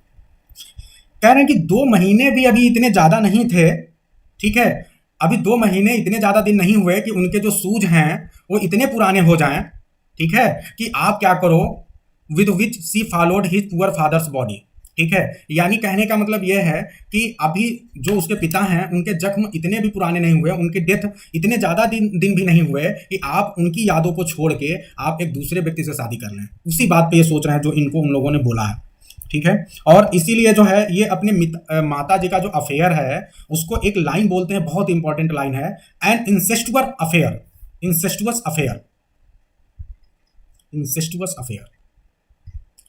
ये शक करते हैं कि कहीं ऐसा तो नहीं कि मेरी माँ का अफेयर था पहले से ही मेरे अंकल के साथ। उस अफेयर को क्या बोलते हैं, इंसेस्ट वर्क। क्योंकि इंसेस्ट का मतलब जानते क्या होता है, जो कि गलत हो, ठीक है, जो कि मोरालिटी के खिलाफ हो। तो ऐसा अफेयर था, इसका मतलब जब एक ही फैमिली में, ठीक है, जब ऐसा अफेयर होने लगे, भाई बहन के बीच में ऐसा हो जाए, ठीक है, या फिर इस तरह के जो रिलेशनशिप में, जो घर के ब्लड रिलेशनशिप में इस तरह के जब अफेयर हो जाते हैं तो उसको इंसेस्चुअल अफेयर बोलते हैं, ठीक है। तो ये चीज़, तो इस अफेयर को ऐसा बोलते हैं। और दूसरी बात ये बोलते हैं कि जो मेरी माता जी का स्पीड है वो क्या है, मोस्ट विकेड स्पीड। जिस स्पीड से इन्होंने मेरे पिताजी को भुला दिया है, ये स्पीड कैसा है, this is called most wicked speed. इससे ज़्यादा विकेट स्पीड नहीं हो सकता, ठीक है। मेरे पापा को भूल के अंकल से शादी कर ली, और इसीलिए इन्होंने कहा फ्राइल्टी दाई नेम इज वुमन, ठीक है। आज हम क्या करते हैं, एक बार फर्स्ट वाली लिखी का हम पूरा टेक्स्ट आपको दिखा दे रहे हैं ताकि आप लोग बिल्कुल भी कंफ्यूज न रहें। और एक सबसे महत्वपूर्ण बात आपको ध्यान देना है कि जितने भी सलीलिकी आप पढ़ेंगे तो हर सलीलिकी का पहली लाइन याद ही कर लीजिएगा। हालांकि एग्जाम में जरूरी नहीं कि पूछ दे पहली लाइन, क्योंकि इंपॉर्टेंट लाइन से पूछी जाती है, लेकिन फिर भी आपको हर सलीलिकी की पहली और अंतिम लाइन याद करनी है, क्योंकि अगर कहीं पहली लाइन का कॉम्बिनेशन लगाने को आ जाए या कुछ भी तरह से क्वेश्चन आ जाए तो you should be ready for that. तो देखिए सबसे पहली सलीलिकी है वो, that this too solid flesh would melt. एकदम बढ़िया लाइन है पहली। सलीड का मतलब है डर्टी, यानी ये कह रहे हैं हैमलेट यहाँ पे कि जो मेरा फ्लेश है ये बहुत ज्यादा डर्टी हो गया है, इतना ज्यादा डर्टी हो गया है कि इसे जो है मेल्ट हो जाना चाहिए, ठीक है, रिजॉल्व इटसेल्फ इनटू ड्यू, और इसे जो है इवेपोरेट हो जाना चाहिए, मतलब इसे खत्म हो जाना चाहिए। मतलब कहीं ना कहीं जो है यहाँ पे बहुत ज्यादा दुखी होने की वजह से अपनी पूरी बॉडी को, अपने एग्जिस्टेंस को खत्म करने की बात कर रहा है, क्योंकि इस समय की जो भी सिचुएशन है, जो मेलंकली है, उसके अंदर बहुत ज्यादा भर गई है। सारी चीजें बैकग्राउंड में बता चुका हूं, तो यहाँ फर्स्ट सलीलिकी का मैं कोई बैकग्राउंड नहीं बता रहा हूँ, बस आपको चीजें दिखा रहा हूँ जहां जहां से और आ सकता है। दूसरी बात यह है कि ये फर्स्ट सलीलिकी में भी हमें एक आइडिया मिलता है, जब ये अपनी बॉडी को इवेपोरेट होने की बात कर रहा है, डर्टी सॉइल वुड मेल्ट की बात कर रहा है, और सलीड फ्लेश वुड मेल्ट, तो इसका मतलब कहीं ना कहीं हमें एक थोड़ा सा आइडिया मिल रहा है कि लाइफ से थक चुका है और शायद ये अपने जीवन को एंड करने पे भी विचार कर रहा है। क्योंकि एक लाइन यहाँ पे इंपॉर्टेंट लिखा हुआ है कि everlasting had not fixed it's panel against self slaughter, ठीक है। तो ये जो एवरलास्टिंग है, एवरलास्टिंग का आप ई देखें तो कैपिटल से है, तो अगर आप टेक्स्ट पढ़ेंगे तब समझ पाएंगे ये सब बात। नहीं तो एवरलास्टिंग का मतलब तो आपको कभी जिंदगी में समझ में नहीं आएगा। Everlasting has not fixed his canon against self slaughter, अगर एग्जाम में क्वेश्चन आ जाए कि everlasting has not fixed his canon against self slaughter, और फिर आ जाए कि what does everlasting mean here, अब सब जीरो हो जाएंगे वहां पे। क्यों? क्योंकि आपने तो टेक्स्ट पढ़ा ही नहीं है। तो ये बात जान लो बेटा, बहुत बढ़िया से मन लगा के पढ़िए जो बताई जा रही है। तो यहाँ पे एवरलास्टिंग का मतलब है गॉड से, और ये कहीं ना कहीं कह रहे हैं कि गॉड ने जो सेल्फ स्लॉटर है यानी सुसाइड है, इसके खिलाफ में कोई नियम तो नहीं बनाया है ना। तो मतलब कोई मिला के वो ये कहना चाह रहा है कि ये जीवन, ये दुनिया सब कुछ से नफरत जैसी हो गई है, जो भी सिचुएशन यहाँ पे क्रिएट हुई है। और कहीं ना कहीं सुसाइड की ओर जो पहला अटेम्प्ट हमें दिखाई देता है वो पहले से ही शुरू हो जा रहा है। हालांकि ये जाके, अब देखो मैं कितना डीप आपको लेके जा रहा हूँ, ये जो सुसाइड वाली चीज जो कि पहले से थोड़ी थोड़ी हमें झलकियां मिल रही है, ग्लिम्पसेस मिल रहे हैं, ये जाके पूरी तरह से प्रोफाउंड हो जाता है। बताइए किस सलीलिकी में जाके प्रोफाउंड हो जाएगा, बहुत ज्यादा हैवी हो जाएगा, बहुत ज्यादा डीप हो जाएगा, और एकदम सोचने ही लगेगा कि to be or not to be, this is the question. Soliloquy number तो 4 नंबर के सलीलिकी में इसके बाद वो बोलेगा, क्योंकि हम देखेंगे यानी मिड में जाके धीरे धीरे थोड़े थोड़े आइडियाज आ रहे हैं और वहां पे जाके एकदम डीप हो जाएगा। फिर आगे बढ़ते हैं, ठीक है। और अब जो है देखिए, this is an unweeded ground garden, ये बहुत इंपॉर्टेंट है। ऐसा गार्डन है जो कि अनवीडेड है, मतलब जो भी अजीब प्रकार के जो प्लांट नहीं होते हैं जो कि उगाते हैं ग्राउंड पे, और उन प्लांट्स को यहाँ से हटाया नहीं गया है, जो कि लगातार बढ़ते जा रहे हैं, दैट ग्रोज टू सीड, जो कि लगातार बढ़ते बढ़ते जा रहे हैं। तो ये पूरी दुनिया कैसी हो गई है, अनवीडेड गार्डन, ठीक है, मतलब बिना साफ किया जाने वाला। यहाँ हर प्रकार की चीजें जो है इस दुनिया में पड़ी हुई है, पूरी प्रकार की, मतलब अनवीटेड जो है ना, इनको आप इविल चीजों से कंपैरिजन कर सकते हैं, जो भी बुरी चीजें हो रही है, जैसे कि इसके फादर के साथ हुआ, ठीक है। तो ये चीजें अनवीटेड की ओर इशारा कर रही है, यानी दुनिया बहुत ही गड़बड़ है, हर प्रकार के इविल लोग यहाँ पे पड़े हुए हैं, इविल थिंग्स हो रही हैं, ठीक है, तो ये भी बहुत इंपॉर्टेंट है, अनवीटेड गार्डन, जो कि मैं कल आपको दिखा नहीं पाया था समय के अभाव में। अब आगे आते हैं जो मैंने कल आपको दिखाया था, तो अगर आप सभी को याद आ रहा हो, शायद आपको स्क्रीन पे दिखे, लाइन नंबर यहां से देख के आप सभी हमें बता सकते हैं कि बताइए, और कल जो मैंने आपको दिखाया था वो कहाँ है। तो ये देखिए, frailty thy name is women, ठीक है, अ लिटिल मंथ और एयरलेस, ठीक है, those shoes were old with which she followed my poor father's body, ठीक है। तो frailty bye name is women, कहीं मैं बता चुका हूं, फ्राइल्टी का मतलब वीकनेस, वीमेन बहुत जल्दी टूट जाती है, डिसीजन कहीं किसी के पक्ष में ले लेती है। तो यहाँ पे ये जो जनरलाइजेशन किया है ये भी बहुत इंपॉर्टेंट है, आपके एग्जाम में मैंने पहले कल ही बताया था कि मैक्सिमम बार यही आया है, ये तो टीजीटी पीजी के एग्जाम में इसकी पहली लाइन कभी आई नहीं है, तो ये वाली लाइन बार बार आई है, मैंने कल जोर देके बताया था, फिर एक बार बोल रहा हूँ कि 5 बार ये आ चुका है, तो इसे रट लो, frailty bye name is women who say Hamlet, ठीक है, अबाउट हुम, ठीक है, किसको लेके जनरलाइज कर रहा है, आप सभी को पता है, उसकी मदर गर्टरूड, ठीक है। आगे आगे बढ़ते हैं और आगे आ जाइए आप, जो मेन चीजें हैं जो कल मैंने दिखाया था, एक बार फिर उनको लाइन में आप समझ लीजिए, देख लीजिए और बताइए कल मैंने आपको क्या दिखाया था। देखिए, मैंने एक चीज और आपको दिखाया था, द मोस्ट विकेट स्पीड दिखाया था ना, लिखाया था द मोस्ट विकेट स्पीड, यानी जो स्पीड है मेरे मम्मी की, ये स्पीड बहुत फास्ट है, और स्पीड कैसी है, फुल ऑफ विकेटनेस, विकेटनेस से भरा हुआ है, भाई अंकल से शादी करना विकेटनेस ही है, ठीक है, तो ये है। फिर उसके बाद से और एक लाइन थी, देखिए, with such a dexterity to incestuous sheets, ठीक है, इंसेस्टुअस सीट। अब ध्यान दो, यहाँ पे बहुत ज्यादा लाइन्स है ना, इंपॉर्टेंट है, यहाँ पे एक दो लाइन और बहुत इंपॉर्टेंट है, जब अपने पिता के बारे में सोचता है कि मेरे पिता कैसे थे, मेरा अंकल कैसा है और मेरी मम्मी कैसी है, ये बहुत इंपॉर्टेंट लाइन है। देखिए क्या बोल रहे हैं ये, देखिए, this that it should come to this but 2 months dead, अरे ठीक है, अगर ये सब होना भी था, हो सकता था, लेकिन अभी बताओ 2 months डेड, केवल 2 महीने होंगे मेरे पिताजी को मरे हुए, केवल कितने महीने, 2 महीने, ने नॉट सो मच, और अरे इतना भी ज्यादा नहीं है, नॉट टू, मतलब 2 महीने से कुछ दिन अभी कम ही हुए हैं, एग्जैक्ट 2 महीने नहीं हुए, सो एक्सीलेंट किंग, और मेरा फादर जो कि इतना बड़ा एक्सीलेंट किंग था, इतना बड़ा राजा था, that was to this Hyperion to सच है, और यदि मेरे पिताजी और ये जो अंकल क्लाडियस इसकी तुलना किया जाए, तो मेरा पिता वैसा ही था जैसे एक हाइपेरियन थे, और ये किस तरह है, ये एक सैटर की तरह है।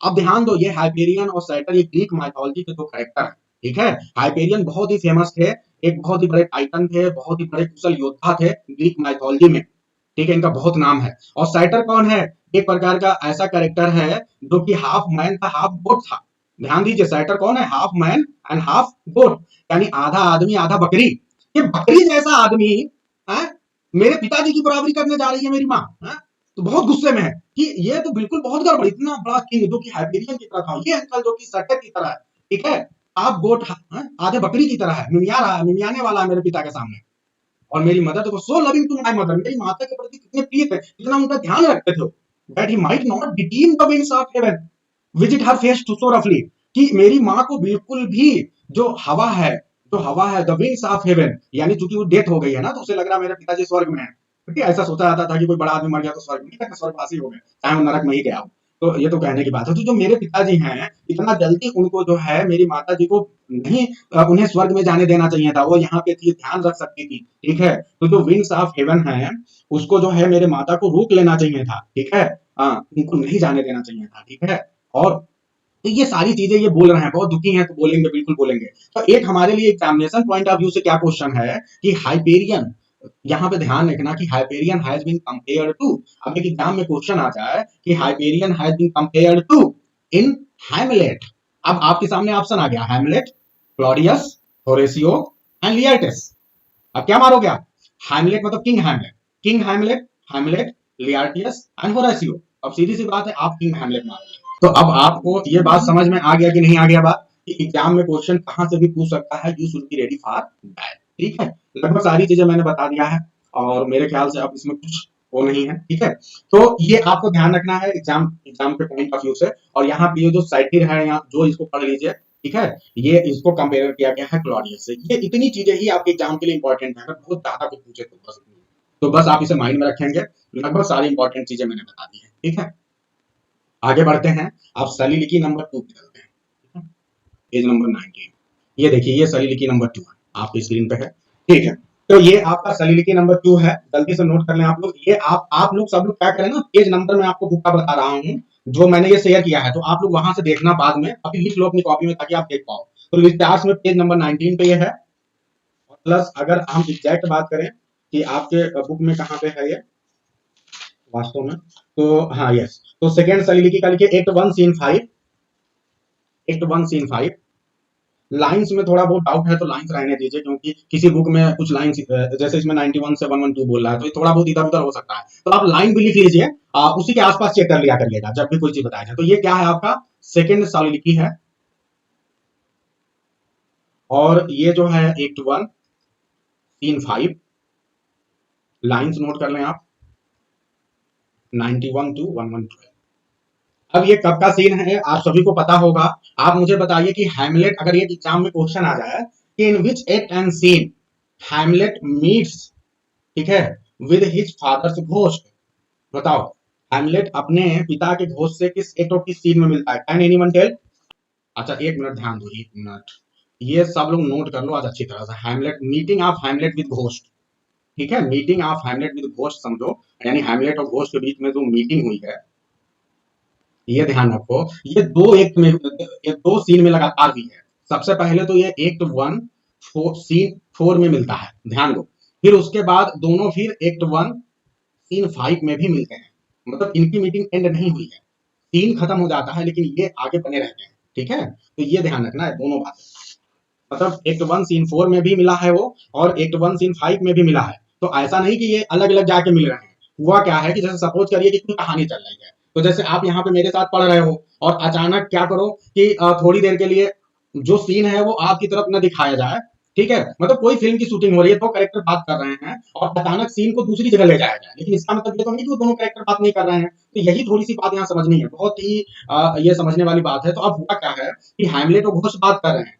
अचानक हमें क्या दिखाई देगा कि दो होरेसियो और मर्सिलस आपस में बातें कर रहे हैं, ठीक है, और फिर उसके बाद सीन चेंज हो जाएगा, तो इसका मतलब कि हैमलेट और ये दोनों एक साथ ही बने हुए हैं, एक्ट 1 सीन 4, एक्ट 1 सीन 5। ये बात सभी को क्लियर हो रही है? तो मैं बताना चाह रहा हूं, यस सर। मतलब ये लगातार दो सीन में एक दूसरे के साथ बने हुए हैं, ऐसा नहीं कि घोस्ट चला गया, ठीक है। अब आगे ध्यान दीजिए, इंपॉर्टेंट बात। अब आप सभी को पता है कि घोस्ट ने यहाँ पे कुछ बातें बताई, ठीक है, घोस्ट ने हैमलेट को ढेर सारी बातें बताई हैं, और ठीक जब घोस्ट से हैमलेट की मुलाकात हो गई है उसके बाद का ये सीन है, ये बहुत इंपॉर्टेंट है। तो अगर आपसे एक लाइन पूछ दे, ठीक है, और O all you lost of heaven O earth what else, हालांकि पहली लाइन से हमें कुछ मिल नहीं रहा लेकिन ये है इंपॉर्टेंट, तो ये ध्यान देना कि ये जो आपका सेकंड सॉलिलिटी है ये ठीक घोस्ट के चले जाने के बाद की स्थिति है, पहली चीज। दूसरी बात ये है कि आखिर अब इसकी पहली लाइन आप पढ़ेंगे ना तो आपके मन में एक प्रश्न आएगा, वो प्रश्न ये आएगा कि हैमलेट ऐसा रिएक्शन क्यों दे रहा है। ध्यान दो जरा, कह रहा O all you host of heaven, host का मतलब है एंजल,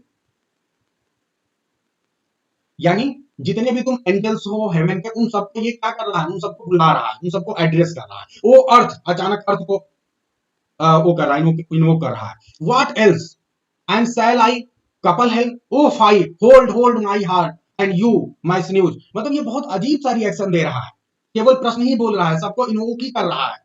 ये क्या दिखा रहा है, इतना आप मुझे कुछ बता सकते? अचानक को ईश्वर को बार बार बुलाने लगे, जितने भी गॉड्स हैं अर्थ को बुलाने लगे, अचानक कहने लगे कि शर्म है बहुत ज्यादा, है अपने हृदय को पकड़ के बैठ गया कि अरे अरे मेरे हृदय को पकड़ लो, कहीं ऐसा ना हो कि मैं मर जाऊं, है ये क्या है, क्यों ऐसा रिएक्शन कर रहा है, व्हाई? सर क्योंकि हैमलेट को पता चलता है कि उसका जो घोस्ट है वही आकर के बताता है कि मुझे मार दिया गया है, ऐसा है इसलिए हैमलेट, क्योंकि आप सभी को पता है कि हैमलेट की मुलाकात घोस्ट से हो चुकी है और घोस्ट ने कुछ ऐसी ऐसी बातें बताई है कि हैमलेट कभी सोच ही नहीं सकता था।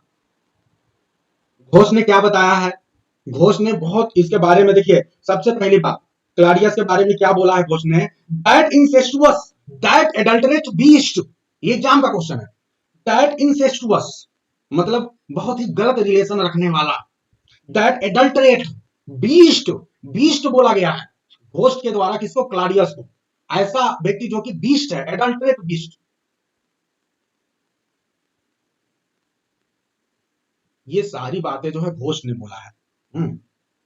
तो वो कह रहा है कि जो घोस्ट ने सारी बात इतना बता दिया है कि इस बात को सुन के बिल्कुल हैमलेट भरोसा नहीं कर पा रहा है, उसे बहुत दुख हो रहा है, और वो कह रहा है कि होल्ड होल्ड माय हार्ट, मेरे हृदय प्लीज प्लीज तुम इतना तेजी से मत धड़को, एंड यू माय स्न्यूज, और मैं स्न्यूज मतलब मेरे मसल्स, जो मेरे बॉडी पार्ट्स हैं, मसल्स हैं, ग्रो नॉट इंस्टेंट ओल्ड, तुम इतनी बड़ी भयानक बात सोच के तुरंत ओल्ड मत हो जाओ, मतलब मुझे बूढ़ा मत बना दो, ऐसा ना हो कि मैं यंग से बूढ़ा हो जाऊं इतनी बात खतरनाक बात सुन के। बट बियर मी स्टिफली स्टप अप, और मुझे क्या करो, मेरे मसल्स मुझे एकदम अपराइट रखो, मुझे एकदम स्ट्रेट रखो, मुझे सीधा रखो, मुझे अचानक इतने बड़े दर्द से, इतने बड़े कष्ट से बूढ़े मत हो जाने दो। ठीक है, तो ये बहुत बड़ी बात है यहाँ पे। मतलब आप अगर ध्यान दें तो आप सभी को जब मैंने फिगर ऑफ स्पीच पढ़ाया था तो मैंने बताया था कि एक्सक्लामेशन ऑन रिटोरिकल क्वेश्चंस, तो ये एक्सक्लामेशन एंड रिटोरिकल क्वेश्चंस ही हैं जिनका यूज करके सिचुएशन को बहुत ही ज्यादा स्ट्रेंज बनाने की और सरप्राइजिंग बनाने की कोशिश की गई है, जो कि हैमलेट के लिए वास्तव में है। ठीक है, जो कि बहुत दुखी था, अब उसे जाके वास्तव में रीजन मिला है। अब ध्यान दो, एक बार हैमलेट जो कि पहले ही बोल चुका है, हैमलेट ने पूरी दुनिया के बारे में एक कमेंट किया है, तो बताएगा कि इस वर्ल्ड के बारे में हैमलेट ने क्या बोला है? Anyone? How weary, stale, flat and unprofitable seems to me all the use of the world. ये तो उसके बारे में बता। अच्छा, एक एक एग्जैक्ट अगर मैं आपसे ये पूछूं कि जो वर्ल्ड है उसको क्या मेटाफर दिया है, क्या बोला है? मेटाफर का मतलब एग्जैक्ट कंपैरिजन, जिससे तुलनात्मक करते हैं, कुछ बोला है? इतना जल्दी आप लोग भूल गए? अनवीटेड गार्डन, क्या बोला है? अनवीटेड गार्डन, अभी थोड़ी देर पहले ही बताया, अनवीटेड गार्डन। ये दुनिया कैसी है? अनवीटेड गार्डन है, यहाँ पे हर चीज बेकार फालतू चीजें उगी जा रही हैं जिनको कोई रोकने वाला नहीं है। यहाँ पे अभी देखो क्या बोल रहा है, whiles memory holds a seat in this distracted globe. देखो डिस्ट्रैक्टेड ग्लोब, ये बहुत इंपॉर्टेंट बातें बता रहा हूँ। अगर आप सभी जीआईसी का कल एग्जाम दोगे तो अगर ये मतलब ये इस दुनिया में हैमलेट रह रहा है उसके प्रति इसने बार बार कमेंट किया है, ये भी बहुत इंपॉर्टेंट यहाँ कमेंट है कि ये जो ग्लोब है, ये जो अर्थ है, उसको ये क्या बोल रहा है? डिस्ट्रैक्टेड, यानी ये अपने रास्ते से क्या हो चुका है? अपने रास्ते से भटक चुका है ये दुनिया। ठीक है, ये भटकी हुई है दुनिया अपने रास्ते से, ये भी एक बहुत इंपॉर्टेंट लाइन है जो याद रखना। डिस्ट्रैक्टेड ग्लोब, पहले आपने देखा अनवीटेड गार्डन बोल रहे हैं दुनिया को, अभी ये डिस्ट्रैक्टेड ग्लोब बोल रहे हैं, बहुत इंपॉर्टेंट बात है। बिल्कुल डिस्ट्रैक्टेड है, जहां पे जो है भाई की जो है शादी जो है मतलब भाई को मार दिया जाए, उसकी वाइफ से शादी कर लिया जाए, बिल्कुल दुनिया डिस्ट्रैक्टेड है। ठीक है, तो अब आगे बढ़ते हैं और चीजें देखते हैं। अब जो लाइन्स है ना बहुत इंपॉर्टेंट है आपके लिए, ये कह रहे हैं कि रिमेंबर दिस, ये तो घटना याद रखने वाली है। कितनी मतलब ऐसी चीजें हैं, या from the table of my memory, मैं इस चीज को याद रखूंगा कि दुनिया कैसे डिस्ट्रैक्टेड हो गई है। I will wipe all trivial fond records, all saga books, all farms, all pressures past that youth and observation copied here। बहुत इंपॉर्टेंट है ये कह रहे हैं। हालांकि देखिए मेरे को तो सब इंपॉर्टेंट लगेगा, मैं आपको समझा रहा हूं, लेकिन मैं बाद में आपको बताऊंगा कि ये वाली एकदम पक्का है, तो उस वाले को ध्यान रखना बाद में। अभी ध्यान दो, तो अब क्या है कि ये कह रहे हैं कि मैं इन सारी बातों को ध्यान रखूंगा जो मेरे प्रति, मेरे पिता के प्रति हुआ है, अंकल के द्वारा, मेरी माता जी के द्वारा, और अब मैं पूरा ध्यान, अब बहुत हो गया पढ़ाई लिखाई, बहुत हो गया फालतू की चीजें, आई विल वाइप अवे, मैं एकदम वाइप कर दूंगा, सब कुछ क्लीन कर दूंगा, साफ कर दूंगा। ऑल ट्रिवियल फॉन्ड, जितने भी छोटे मोटे चीजें हैं, जितनी भी छोटी मोटी फैक्ट्स है, ठीक है, सब मैं अपने दिमाग से गायब कर दूंगा। कुछ बातें तो मेरे माइंड में रहेंगी नहीं। ऑल साजा बुक्स, साजा बुक्स का मतलब बुक्स की जितनी भी कहावतें हैं, कहानियां हैं, जितनी भी मैंने बुक्स को पढ़ी है, उसमें जो भी बातें कही गई है मैं सब भूल जाऊंगा। ऑल फार्म्स, जितनी भी इमेजेस हैं, all pressures past that youth and observation copied there, जितनी भी चीजें जब मैंने कभी यूनिवर्सिटी में रहते हुए पढ़ा था, यूथ में जो भी चीजें मैंने अभी तक सीखा है, मैं सारी चीजें गायब कर दूंगा माइंड से, और अब मेरे दिमाग में केवल एक बात होगी, और वो बात क्या होगी? And thy commandment all alone shall live. अब मेरे दिमाग में केवल एक चीज होगी, और क्या होगी? दाई कमांडेंट, तुम्हारा जो आदेश है, जो आपने आदेश दिया है पिताजी, ठीक है, यानी पिताजी के स्पिरिट ने, अब वो केवल जीवित रहेंगे। और आदेश क्या है? रिवेंज, बदला लो। तो इनको भूत ने क्या कहा है कि अंकल से बदला लो क्योंकि उसने मुझे मारा है, और अब सिर्फ एक ही चीज मेरे दिमाग में रात दिन रहने वाली है, और क्या है? To take revenge. अब मैं क्या किताबों में पढ़ा हूं, क्या छोटी छोटी चीजें सब भूल जाऊंगा, और सिर्फ एक चीज अपने दिमाग में रखूंगा, बदला, बदला एंड बदला। देखते हैं क्या ये बदला ले पाएंगे। तो यहाँ पे हैमलेट अपने आप से बहुत बड़ी प्रॉमिस कर रहे हैं कि अब मतलब मेरे दिमाग में तो कुछ चलेगा ही नहीं, बताओ, एकदम सिंगल माइंडेडनेस, ये बहुत बड़ी चीज है। मतलब जो हमारे दिमाग में केवल एक ख्याल है, केवल एक एम है जो रहना चाहिए, और क्या है वो? बदला लेना। And within the book and volume of my brain unmixed with baser. अब मेरी अंदर जो दिमाग में केवल एक बात चलेगी बदला लेने की, वो इस कदर रहेगी कि चाहे मैंने जो भी छोटी जो मोटी चीजें मैंने पढ़ी हैं, जो मेरे ब्रेन में पड़ा हुआ है, किताबों की चीजें, ठीक है, वो सारी चीजों से वो अनमिक्स्ड रहेगा, यानी वो मिक्स नहीं होगा। जो बदले की भावना that will be above from everything, चाहे मैं और चीजों को मिटा ना पाऊं, लेकिन ये जो भावना ये सबसे ऊपर रहेगी, अनमिक्स्ड रहेगी। यस बाय हेवन, एकदम कसम खा रहा है। ओ मोस्ट परनिशियस वुमन, आप बहुत लाइन, ये कितनी इंपॉर्टेंट लाइन आप सभी को मैंने बताया कि जब आप शालीलिकी पढ़ते हैं तो शालीलिकी में दूसरे कैरेक्टर के बारे में भी हमें ढेर सारे जानकारियां मिलती हैं। तो अब ध्यान दो, यहाँ पे हैमलेट अपनी माता जी के लिए पहली बार बहुत ही खतरनाक वर्ड यूज किया है, पर्निशियस। पर्निशियस का मतलब सभी को मालूम है, पॉइजनस, ठीक है, बहुत ही खतरनाक। अपनी माता को बहुत ही खतरनाक वुमेन बोला है, औरत बोला है। O villain, villain smiling damned villain, क्या बात है, कह रहा विलेन, किसको विलेन बोल रहा है, स्माइलिंग डैम्ड विलेन। कौन है भाई smiling damned villain, anyone? Claudius. Claudius. Claudius को बोल रहा है कि, और कितनी बार विलेन बोला, 1 2 3 4 3 टाइम्स, 3 बार बोला है, यानी उसको विलेन की गंभीरता को बढ़ा दिया, यानी बहुत ही खतरनाक विलेन। लेकिन ये विलेन कैसा है, ये तो विलेन स्माइल कर रहा है, स्माइल करता हुआ विलेन है, ठीक है, क्योंकि मेरे से कितने अच्छे से बात कर रहा है भाई, ये दूसरे प्रकार का विलेन है भाई। मतलब अगर कोई दूसरा रहता तो सोचता हैमलेट को मरवा, लेकिन ये मरवाया नहीं, मुझसे बहुत स्माइल से बात कर रहा है, यानी बहुत ही खतरनाक विलेन है ये। दिमाग में कुछ और है और चेहरे पे कुछ और है। माई टैबलेट्स, टेबल्स, टेबल्स का मतलब नोटबुक। मैं अपने, ये इतनी खतरनाक चीज है। अब देखो ये फिलोसफर है ना, किसी को कहते हैं फिलोसफर, जिसको एक्शन नहीं करना है वो फालतू काम ज्यादा करेगा। ये टेबल है, माई टेबल्स, मेरा नोटबुक कहाँ है, make it, it is, I set it down. ये तो एक ऐसी बात है जो मुझे लिख लेना चाहिए, नोट कर लेना चाहिए। आप बताओ, अपने पिताजी को मारा गया है, अब इनको कोई बहुत फिलोसफी वाली बात इनके दिमाग में आएगी कि एक विलेन है, स्माइल कर रहा है विलेन, तो इनको लग रहा है ये तो बहुत ही फिलोसफिकल बात है, इस बात को तो नोट करना चाहिए मुझे। तो अब ये नोट कर रहे हैं, दैट वन में smile and be a villain. और ये बात एकदम नोट करने वाली है कि एक व्यक्ति, क्या नोट करने वाली चीज है कि एक व्यक्ति स्माइल कर सकता है और लेकिन क्या होगा, विलेन होगा। ये देखो, ये बात इसने नोट कर लिया। At least I am sure it may be so in Denmark, और मैं एकदम श्योर हूं कि ये मेरा अंकल ही नहीं है, ऐसे डेनमार्क में ढेर सारे लोग होंगे, और इस बात को उसने नोट कर लिया, राइट्स। अब ये बोलो, ये फिलोसफर आदमी को करेगा, दिमाग में गुस्सा है, बहुत ढेर सारी बातें हैं, वो बैठ के लिखने में भी पड़ा है कि लाओ मैं इस बात को लिख लूं, कि मेरे माइंड में एक बढ़िया आइडिया आ गया। अब एक बात आप हमें बताएंगे, देखो इसके फिलोसफर नेचर का हमें यहाँ पे पता चला है, ठीक है, पहली चीज। अच्छा एक बात हमें बताओ कि अगर ये दैट वन में smile and be a villain, इसी तरह की बात कहीं मैकबेथ में भी बोली गई है, इसी तरह की बात, यही आइडिया दे रहा है कि मतलब विलेन बने रहो, बुरे आदमी बने रहो, लेकिन ऊपर से स्माइल करते रहो, मतलब कुल मिला के ऊपर से बहुत अच्छे दिखो लेकिन अंदर से धूर्त रहो। लेकिन जो कभी कभी हंसता है वो भी एक अजम्पशन है। तरह तरह के पर्सनालिटी होते हैं ना विलेन के, ये एक दूसरा पर्सनालिटी का पक्ष है, वो भी एक पक्ष है। तो पर्सनालिटी जो विलेन के हैं कई कैरेक्टरिस्टिक है, यही तो शेक्सपियर की विशेषता है कि शेक्सपियर जो है जो बात उस समय का कह के रखते हैं आज भी सत्य है। और ये कई कैरेक्टर, एक आदमी है तो उसके एक कैरेक्टरिस्टिक नहीं होंगे, जो विलेन है दो प्रकार के कैरेक्टरिस्टिक्स हो सकते हैं। एक तो विलेन को बहुत पतला होना चाहिए, दुबला पतला, जैसा कि जूलियस सीजर में बोलते हैं कि वो क्या बोलते हैं, मेरे सामने क्या कर दो, मोटे लोगों को ला दो, बैंडी लोगों को ला दो, जो कि क्या हो, जो खूब बढ़िया से अपने बाल को संवार के रखे, अपने फैशन पे ध्यान दें, क्योंकि ऐसे लोग के दिमाग में फालतू चीजें नहीं करती हैं। लेकिन ये जो हंग्री आइड वाले लोग होते हैं, भूखे प्यासे पतले लोग, ये बहुत ही खतरनाक होते हैं। तो वो एक दूसरी कैरेक्टरिस्टिक है। और यहाँ पे जो है ये भी एक कैरेक्टरिस्टिक है, और ये वाला ज्यादा खतरनाक वाला कैरेक्टरिस्टिक है, ठीक है, विलेन का। उसमें तो कम से कम विजिबल है, तो पता चल रहा है, इसमें तो विजिबल भी नहीं है। तो ध्यान रखिए, ठीक है, बहुत बेहतरीन। At least I am sure it may be so in Denmark. So uncle, there you are. तो अब ये बोला, अच्छा अंकल अब मैं आ रहा हूँ।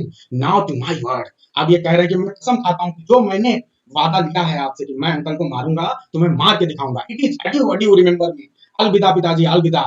अब मुझे याद रहेगा बिल्कुल। I have sworn it. मैंने कसम खाई है, तो मैं मार के दिखाऊंगा।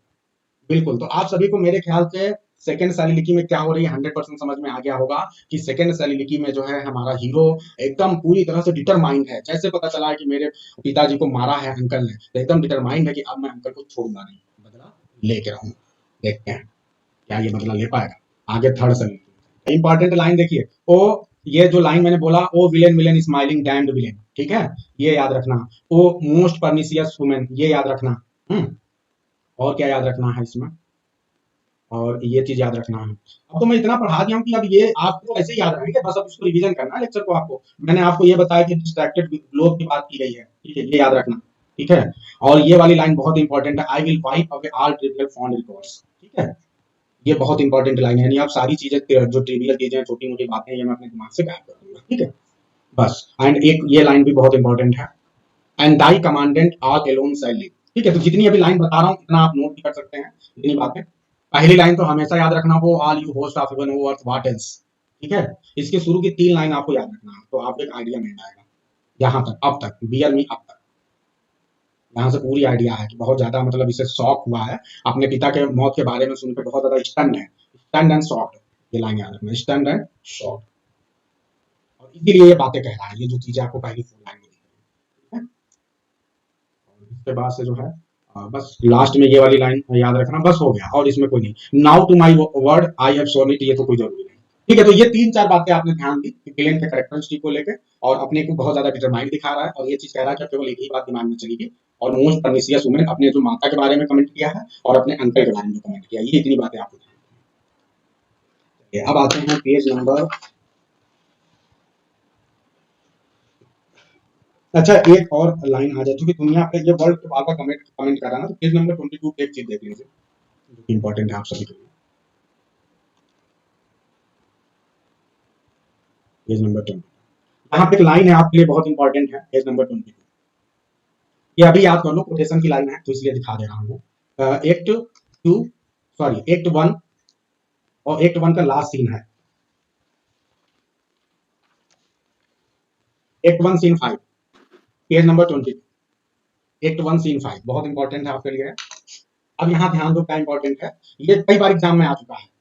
मुझे लगता है ना कि मैं ये जो लेक्चर ले लूंगा, ये हम जितने भी सारी लिखी हैं, इसके बाद सारे एग्जाम के क्वेश्चन कवर हो जाएंगे, क्योंकि मैं और भी बहुत सी चीजें दिखाता जा रहा हूँ। देखिए ये लाइन बहुत बार एग्जाम में आ चुका है, the time is out of joint, O cursed spite that ever I was born to set it right. ये बहुत बार एग्जाम में आ चुका है, the time is out of joint, यानी ये जो समय चल रहा है ये बहुत आउट ऑफ जॉइंट चल रहा है, क्योंकि दुनिया बहुत गलत रास्ते पे चल रही है, और इसलिए जो है आई एम, ये बहुत बड़ी बात है, मैं पैदा हुआ हूं इन सारी चीजों को सही करने के लिए। बहुत ही फिलॉसफी नजर आ रही है, यानी हैमलेट को सामान्य करेक्टर मत सोचिए, तो बात इतनी बड़ी बात कह रहा है, वो करेक्टर अपने ऊपर कितना बोझ लिए होगा कि मुझे सब कुछ सही करना है, ठीक है, बहुत बहुत बड़ी बात, ये ध्यान रखना है, ये आपको याद रखना है। एक्ट 1 सीन 5, ये लाइन बहुत इंपॉर्टेंट है, and this has been spoken by Hamlet. आगे आ जाते हैं, अभी वाला नोटेड बहुत ही बड़ा है, देखिए ये साले लिखी आप एक बार देख लो, बहुत ज्यादा लाइन की है, ठीक है, काफी बड़ा है, यहाँ से शुरू है, देखिए इस पेज पे है, फिर अगले पेज पे भी काफी लंबा है, ठीक है, इतनी बड़ी साली लिखी है। आप लिखेंगे एक्ट 2 सीन 2, एक्ट 2 सीन 2, ठीक है, पेज नंबर लिखिए, आपको जो मैंने शेयर किया 38 एंड 39 पेज पे, एक्ट 2 सीन 2, एक्ट 2 में केवल 2 ही सीन है, ठीक है, एक ये भी बात हमें पता चली। अब ध्यान दो यहाँ पे क्या है ना, हैमलेट अपने आप को, क्योंकि आप सभी ने अभी थोड़ी देर पहले देखा है, पिछले आप सालिलिकी में क्या पाए, पिछली सालिलिकी जो एक्ट 1 सीन 5 में आपने देखा, वहां पे ये देखा कि हैमलेट ने ये पक्का निश्चय कर लिया है कि अब मैं अपने पिता का जो बदला लेना है उसे लेके रहूंगा, अपने विचार से सारे छोटे मोटे ख्याल को निकाल दूंगा और हर हाल में अपना पिता का बदला, तो ये बात बोल रहा है। अब ध्यान दो, ये क्योंकि बदला लेने की बात सोचता है, लेकिन काफी समय बीत जाता है और ये बदला नहीं ले पाता, तो अब ये बहुत दुखी है और अपने आप को कोस रहा है, तो ये सीन हमारे लिए इंपॉर्टेंट है। और इसी दौरान एक और इंपॉर्टेंट बात है आपके लिए कि हमें ये भी पता चला है कि कुछ प्लेयर्स जो है वो आए हुए हैं, ठीक है, और वो प्लेयर्स से हैमलेट क्या करेगा, उनसे इंसिस्ट करेगा, उनसे बोलेगा कि जो मैं कह रहा हूँ, जो स्टोरी है उस स्टोरी को तुम फॉलो करो, उसी तरह करो जैसे मैं बोल रहा हूँ, वैसे एक्टिंग करो, ताकि मैं अपने पिता के कातिल को सही तरीके से समझ सकूं। ये हमारे लिए बहुत इंपॉर्टेंट है, क्योंकि इसी एक्ट और इसी सालिलिकी में हमें यह भी पता चलेगा कि हैमलेट वास्तव में पागल नहीं है, उसने बहुत ही प्लान करके रखा हुआ है, और वो घोस्ट की बात पे कैसे भरोसा कर ले, तो घोस्ट की बात को सत्य है कि नहीं है ये भी तो उसे चेक करना है, कहीं ऐसा ना हो जाए कि उसको गलत डिसीजन हो जाए, अपने अंकल को गलती से मार दे, तो ये भी सोच रखा है, तो सारी बातें यहाँ पे प्रूव होंगी। देखिए अब जो इंपॉर्टेंट लाइन है वो मैं आपको दिखा रहा हूँ। सबसे पहला लाइन आपको हमेशा याद रखना, ये लाइन हमारे काम की बहुत नहीं है, आइए मैं लूँ यहाँ से, देखो, oh what a rogue and pleasant slave I am, बहुत इंपॉर्टेंट कह रहा है कि मैं कैसा रॉक, कैसा दुष्ट और प्लीजेंट स्लेव, मतलब अपने आप को बहुत उल्टा सीधा शब्द। आप इस वाले जब सालिलिकी को देखते हैं तो आपको लगता है कि कोई व्यक्ति अपने आप को इतना ज्यादा बुरा भी बोल सकता है, पहली बार हमें देखने को मिल रहा है, इतना ज्यादा अपने आप को ये डांटते हैं, स्कोल्डिंग करते हैं, अपने आप से इतना ज्यादा नाराज हैं, और ऐसे ऐसे शब्दों का इस्तेमाल इन्होंने किया है जो सुन के आपको शर्म आता है, लेकिन यस इन्होंने अपने लिए किया है। तो मुझे हैमलेट का ये बात बहुत अच्छा लगा, क्यों, क्योंकि he is a self analysing person, खुद को एनालाइज कर रहे हैं, अपनी कमी को समझ रहे हैं, और अगर मेरे अंदर कमी है, जैसे एक बहुत बड़ा सिद्धांत है कि जब आपको लगे कि आप अच्छा काम कर रहे हैं तो अपने आप को शाबाशी दीजिए, और जब आपको लगे आप बुरा काम कर रहे हैं तो अपने आप को कंडेम भी करिए, अपने खुद की क्रिटिक बनिए, और जो व्यक्ति खुद क्रिटिक बन जाता है उसे दुनिया में बेहतर करने से कोई रोक नहीं सकता। ऐसे ही व्यक्ति को दुनिया याद रखती है और ऐसे ही लोग महापुरुष कहलाते हैं। इसके अंदर वो सारी क्वालिटी है। O what a rogue and peasant slave am I, याद रखना, अपने आप से क्वेश्चन पूछा है, ठीक है, और ये एक्सक्लेमेशन है, ठीक है, तो एक्सक्लेमेशन का यूज किया है इसने। फिर उसके बाद से अब जो ये बीच की चीजें हैं ये सब हमारे लिए बहुत इंपॉर्टेंट नहीं है, ठीक है, कुछ चीजें हैं हम आपको बस इसके बारे में बता रहे हैं कि है क्या। बस इतना ध्यान देना कि ये जो प्लेयर्स हैं ना जो वहां पे आए हैं रोल करने के लिए, ठीक है, तो उनको जो है ये उनको संबोधित कर रहा है इस पूरे जो सेकंड पार्ट है पहली लाइन के बाद। पहली लाइन में अपने आप के ऊपर बहुत गुस्सा है, फिर बीच में प्लेयर्स के बारे में बात कर रहा है, वो यही बात कर रहा है कि ये जो प्लेयर्स हैं ये बहुत जबरदस्त एक्टिंग करते हैं, ये मुझे पूरा पक्का भरोसा है कि ये अपने एक्टिंग के द्वारा जो है जो ऑडियंस है उनका दिल जीत लेते हैं। इतनी अच्छी एक्टिंग करते हैं कि हर कोई ताली बजाने पे मजबूर हो जाता है। जब गलत सीन आता है, ऐसी सीन आता है, इमोशनल सीन, तो लोग रोने लगते हैं। मतलब इनकी एक्टिंग में बहुत दम है। इन्होंने जो भी अपने कार्य को लिया है बहुत उसे ईमानदारी से कर रहे हैं, बहुत ईमानदारी से। तो कहीं ना कहीं कंपेयर कर रहा है अपने आप से इन प्लेयर्स को। और फिर आगे बढ़ते हैं और देखते हैं, क्योंकि ये लाइंस इंपॉर्टेंट नहीं है और हम सब पढ़ा भी नहीं सकते। आगे और बढ़ते हैं, देखिए, तो अब जो है यहाँ पे ये लगातार उनके बारे में जितने भी हैं उनके बारे में बात करता है और हम यहाँ पे आ जाते हैं सीधा।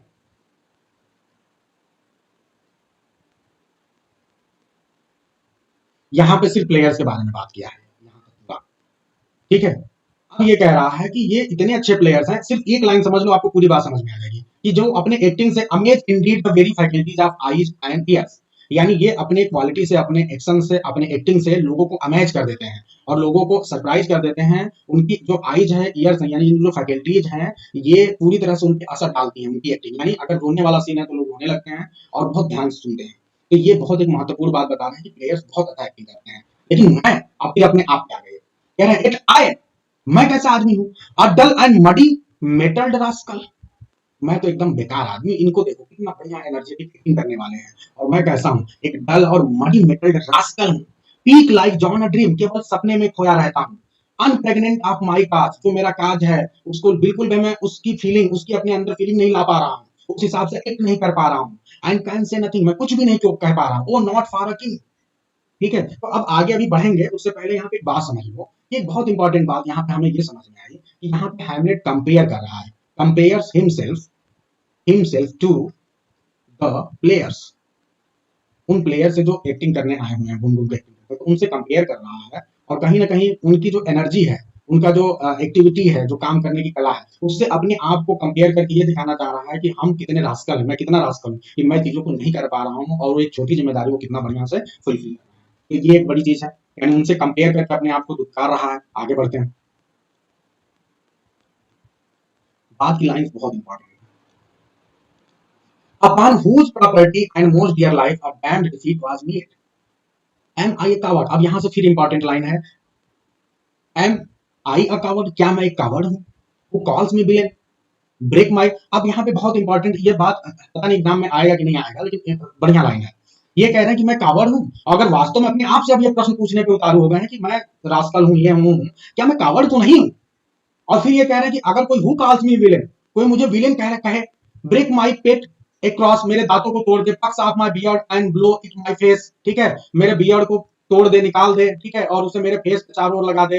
ट्विक्स बाय माई नोज, मेरे नाक को तोड़ दे। Give me the lie in the throat as give as to lungs, ठीक है। हु डज मी दिस, अगर कोई व्यक्ति ऐसा मेरे को कर दे, harsh sounds I should take it, यदि कोई व्यक्ति ऐसा करेगा तो मैं बिल्कुल उसे मना नहीं करूंगा, मैं इसे एक्सेप्ट करूंगा। आई टेक इट मतलब आई एक्सेप्ट इट, यानी ये कह रहे हैं कि मैंने इतनी बड़ी गलती कर रहा हूं, इतना बड़ा कावर्ड हूं, मैं खुद डिसीजन नहीं ले पा रहा हूं, कोई काम नहीं कर रहा हूं, बेहतर है कि कोई मुझे पीटे, कोई मुझे मारे, ठीक है। तो मैं अगर वो ऐसा करेगा तो मैं बिल्कुल भी बुरा नहीं मानूंगा, मैं एक्सेप्ट करूंगा। ये बहुत बड़ी चीज है, ध्यान दो यहाँ पे। For it can not be but I M pigeon liver and like बाल, बहुत इंपॉर्टेंट लाइन, ये आपके एग्जाम में आ सकता है। I am a pigeon liver, मेरा हृदय कैसा है, पिजन की तरह है, कबूतर की तरह लिवर है मेरा। लाइक गॉल, और गाल का मतलब यहाँ पे करेज है, मेरे अंदर वो करेज नहीं है कि मैं ऑपरेशन बिटर, कि मैं अपने जो भी मैं कर रहा हूं, जो मैं चीजें सोच रहा हूं, मैं उसको बिटर बना पाऊं। अगर मेरे अंदर वो करेज होता, और ere this I should have fatted all the region kites with this slave's offal, offal का मतलब है इंटेंस्टाइन, इंटेस्टाइन, इंटेस्टाइन आप समझते हैं ना, पेट के अंदर का जो हिस्सा होता है। तो ये कह रहे हैं कि यदि मेरे अंदर करेज होता वास्तव में, मेरे अंदर दम होता, काबिलियत होती, तो मैं क्या किया होता, तो जितने भी काइट्स हैं इस रीजन में, काइट्स आप समझते हैं ना, ईगल, जितने भी ईगल्स हैं इस रीजन में ना, मैंने उन सबको इसके पेट के अंदर घुसा दिया होगा और उसको मोटा कर दिया होगा। I have fetid. एक बात यहाँ पे समझना बहुत इंपॉर्टेंट है, यहाँ पे ये लाइन आपके लिए बहुत इंपॉर्टेंट है। For it can not be but I am person liver and like God to make. ये बताओ इसका मतलब क्या है, आपको क्या समझ में आया? अगर ये हैमलेट ये बात कह रहा है तो व्हाट यू गेट, कायर वायर तो है ही। यहाँ पे पहली बार मैकबेथ ये एक्सेप्ट कर रहा है, अपनी जो काबिलियत है, कैपेबिलिटी है ना, उस पर शक कर रहा है। हैमलेट खुद बता रहा है कि मेरे अंदर वास्तव में वो कैपेबिलिटी ही नहीं है कि मैं किसी की हत्या कर सकूं।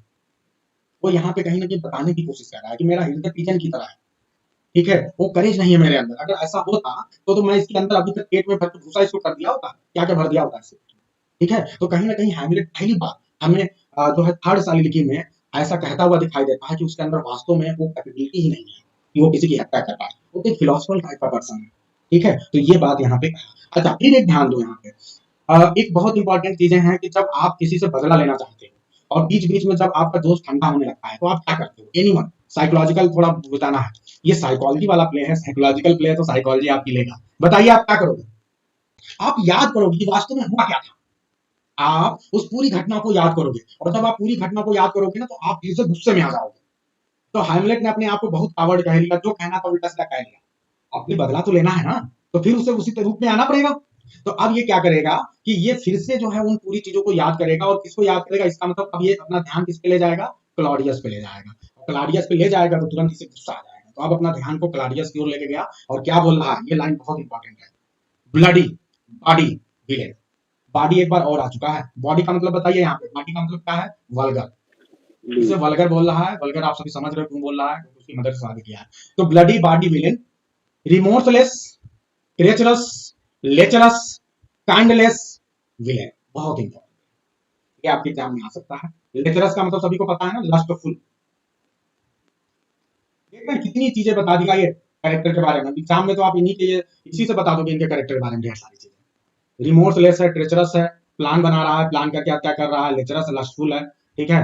तो अब ये सोच रहा है और सोच के सारी उसकी चीजें बता दिया यहाँ पे। अब ये गुस्से में आ जाएगा, ओ वेंजियंस, अब मुझे बदला लेना है, भाई व्हाट एन एस एम आई। अब फिर अपने आप पे गुस्सा कर रहा है कि मैं कितना बड़ा गधा ऐश हूं, this is the most brave. मैं कुछ नहीं कर सकता हूँ, मैं बस इतना ही कर सकता हूँ, this is the most brave, यानी मैं अपनी तरफ से यदि कोई ब्रेवरी वाला काम करूँ तो मैं इतना ही काम कर सकता हूँ, that I the son of a dear father murder, एक ऐसा लड़का जिसका कि तारा पिता मर चुका है, prompted to my revenge by heaven and hell, केवल मैं कसम खा सकता हूँ, हाँ ठीक है, हेवन और हेल की कसम खा के मैं अपने पिता का बदला लेके रहूंगा। केवल मैं कुछ नहीं कर पा रहा हूँ, केवल कसम खा पा रहा हूँ, और क्या कर सकता हूँ, मस्ट लाइक अ वो, मैं केवल प्रोस्टिट्यूट की तरह एक्टिंग कर सकता हूँ। और एक्टिंग क्या है, and by my heart with words, केवल मैं शब्दों को बोल सकता हूँ, केवल बड़ी बड़ी बातें कर सकता हूँ, ठीक है, केवल यही मैं कर सकता हूँ, एक प्रोस्टिट्यूट की तरह मैं हूँ, केवल बड़ी बड़ी बातें कर सकता हूँ, शब्दों का दिखावा कर सकता हूँ, and fall cursing like a very trap, ठीक है, लेकिन मैं कुछ कर नहीं सकता, केवल अपने आप को कर्स कर रहा हूँ। और किस तरह, लाइक अ ड्रैग, ड्रैग का मतलब फिर ध्यान रखना, ड्रैग का मतलब होता है डर्टी वुमेन, और डर्टी वुमेन का मतलब फिर प्रोस्टिट्यूट। अपने आप को यहाँ पे 3 बार अलग अलग तरीके से प्रोस्टिट्यूट बोलेगा, ठीक है, ड्रैग, अस्टाइलियन, स्टैलियन। अच्छा ध्यान दो, हार्स की बात आपने कहा ना, तो समझो हार्स क्या होता है, ये एक ऐसा हॉर्स होता है, ठीक है, स्टोलियन का मतलब आपने हार्स बोला है, और ऐसा हार्स होता है जो अनरिस्ट्रेन्ड होता है, इसका यूज किया जाता है, स्पेशली इसका पर्पज है, इसका पर्पज क्या है, एन एडल्ट मेल हॉर्स, ठीक है, यूज फॉर ब्रीडिंग, इसका यूज किसके लिए किया जाता है, ब्रीडिंग के लिए किया जाता है, ठीक है। तो ये एक ऐसा हार्स है स्टेलियन जो कि बहुत तगड़ा होता है, it is always use for breeding, ठीक है। तो अब यहाँ ध्यान रखना कि इसलिए अगर आप स्टेलियन का जो एग्जैक्ट मतलब समझना चाहें तो आप ये कह सकते हैं कि मेल होर, मेल होर, क्योंकि ये मेल होता है तो मेल होर यानी मेल प्रोस्टिट्यूट। तो ये फिर क्योंकि ये काम जो है वो प्रोस्टिट्यूशन वाला ही है, तो अब यहाँ पे अगर ध्यान दें तो हैमलेट अपने आप को 3 बार अलग अलग तरीके से प्रोस्टिट्यूट बोल रहा है, ठीक है, और अपने आप को इससे बुरा कोई क्या कह सकता है, बहुत बुरा अपने आप को कह रहा है, बहुत दुखी है, तभी कोई अपने आप को इस तरह से कह सकता है, कोई अपने आप को तमाचा मारने लगे, अपने आप को उल्टा सीधा कहना लगे, आप समझ सकते हैं, क्योंकि बदला नहीं ले पा रहा है, बहुत दुखी है। आगे बढ़ते हैं, जितनी इंपॉर्टेंट बातें बताएं ना उसे नोट कर लेना है, ठीक है, इस तरह आपको क्लास मिलेगी नहीं ज्यादा, ठीक है। अब आगे बढ़ते हैं, और अब बहुत सी चीजें हैं छोड़ के सीधे सीधे हम आगे बढ़ते हैं और आपको मेन जगह पे लेके जाते हैं, हमारा कुछ काम इतना बड़ा है, बताइए 50 से 80 लाइन का है। चलिए अब ये बोल रहे हैं कि आई हैव दीज प्लेयर्स। अब देखो यहाँ पे बहुत इंपॉर्टेंट लाइन है, बहुत इंपॉर्टेंट लाइन है। I have these players play something like the murder of my father before my uncle, मेरे अंकल के सामने। I will observe his looks. बहुत बहुत इसे याद कर लेना, रट लेना आप लोग, अगर जीआईसी का फॉर्म भरे होना तो, और ना भी भरे होना तब भी आपको पता होगा। ठीक है, आई हैव दीज प्लेयर्स यानी अब ये अपना पर्पस बता रहा है कि इन प्लेयर्स को क्यों ये बुलाए हैं। तो क्यों बुलाए हैं इन प्लेयर्स को? आई विल हैव, ठीक है, दीज प्लेयर्स, मैं इन प्लेयर्स को किस लिए लाया हूं? Play something like the murder of my father, ताकि वो मेरे पिता का जो मर्डर हुआ उसी तरह कुछ इनैक्ट कर सके मेरे अंकल के सामने। और मैं क्या करूंगा? I will observe his looks, मैं उसके चेहरे पे जिस तरह के अलग अलग भाव आ रहे हैं उसको मैं देखूंगा, मैं उसके चेहरे को ऑब्जर्व करूंगा। ठीक है, I will tent him to the quick, और मैं जितना क्विक तरीके से, जैसे मुझे लगेगा कि गड़बड़ हो रहा है तो मैं तुरंत उसको पकड़ लूंगा। तो ये पूरा ध्यान दे रहे हैं, देखिए ये पूरा पर्पस पता चल रहा है। तो अगर आपसे पूछा जाए कि क्या पर्पस है प्लेयर्स को लाने का, इससे बेहतरीन पर्पस कुछ नहीं हो सकता। Play within the play का क्या पर्पस है, एकदम क्लियर है आपके सामने। अब एक दूसरी जो लाइन है ना, ये बहुत इंपॉर्टेंट लाइन है। The spirit that I have seen may be the devil, Hamlet के घोस्ट यानी हैमलेट, किंग हैमलेट। ये अब यहाँ पे बात क्लियर करना कि मुझे इनको क्या जरूरत पड़ी इस प्लेयर से एक्टिंग कराने के, अपने अंकल को लुक्स के देखने के। इसलिए क्योंकि जो स्पिरिट है ना, जो इनके पापा का घोस्ट है, वो have been may be the devil, वो डेविल भी तो हो सकता है, कोई बुरी स्पिरिट भी तो हो सकता है। And the devil has power to assume a pleasing shape, और डेविल के पास हमेशा पावर होता है कि वो जिस तरह का शेप लेना चाहे, मेरे पिता का शेप लेना चाहे शेप ले ले, जिसका शेप लेना चाहे उसका शेप ले ले। तो इसने मेरे पिता का, हो सकता है कोई डेविल हो जो मेरे पिता का शेप लेके आया हो और उसका पर्पस कुछ और हो। तो इसलिए जब मैं ये प्ले कराऊंगा तो मुझे एकदम क्लियर हो जाएगा।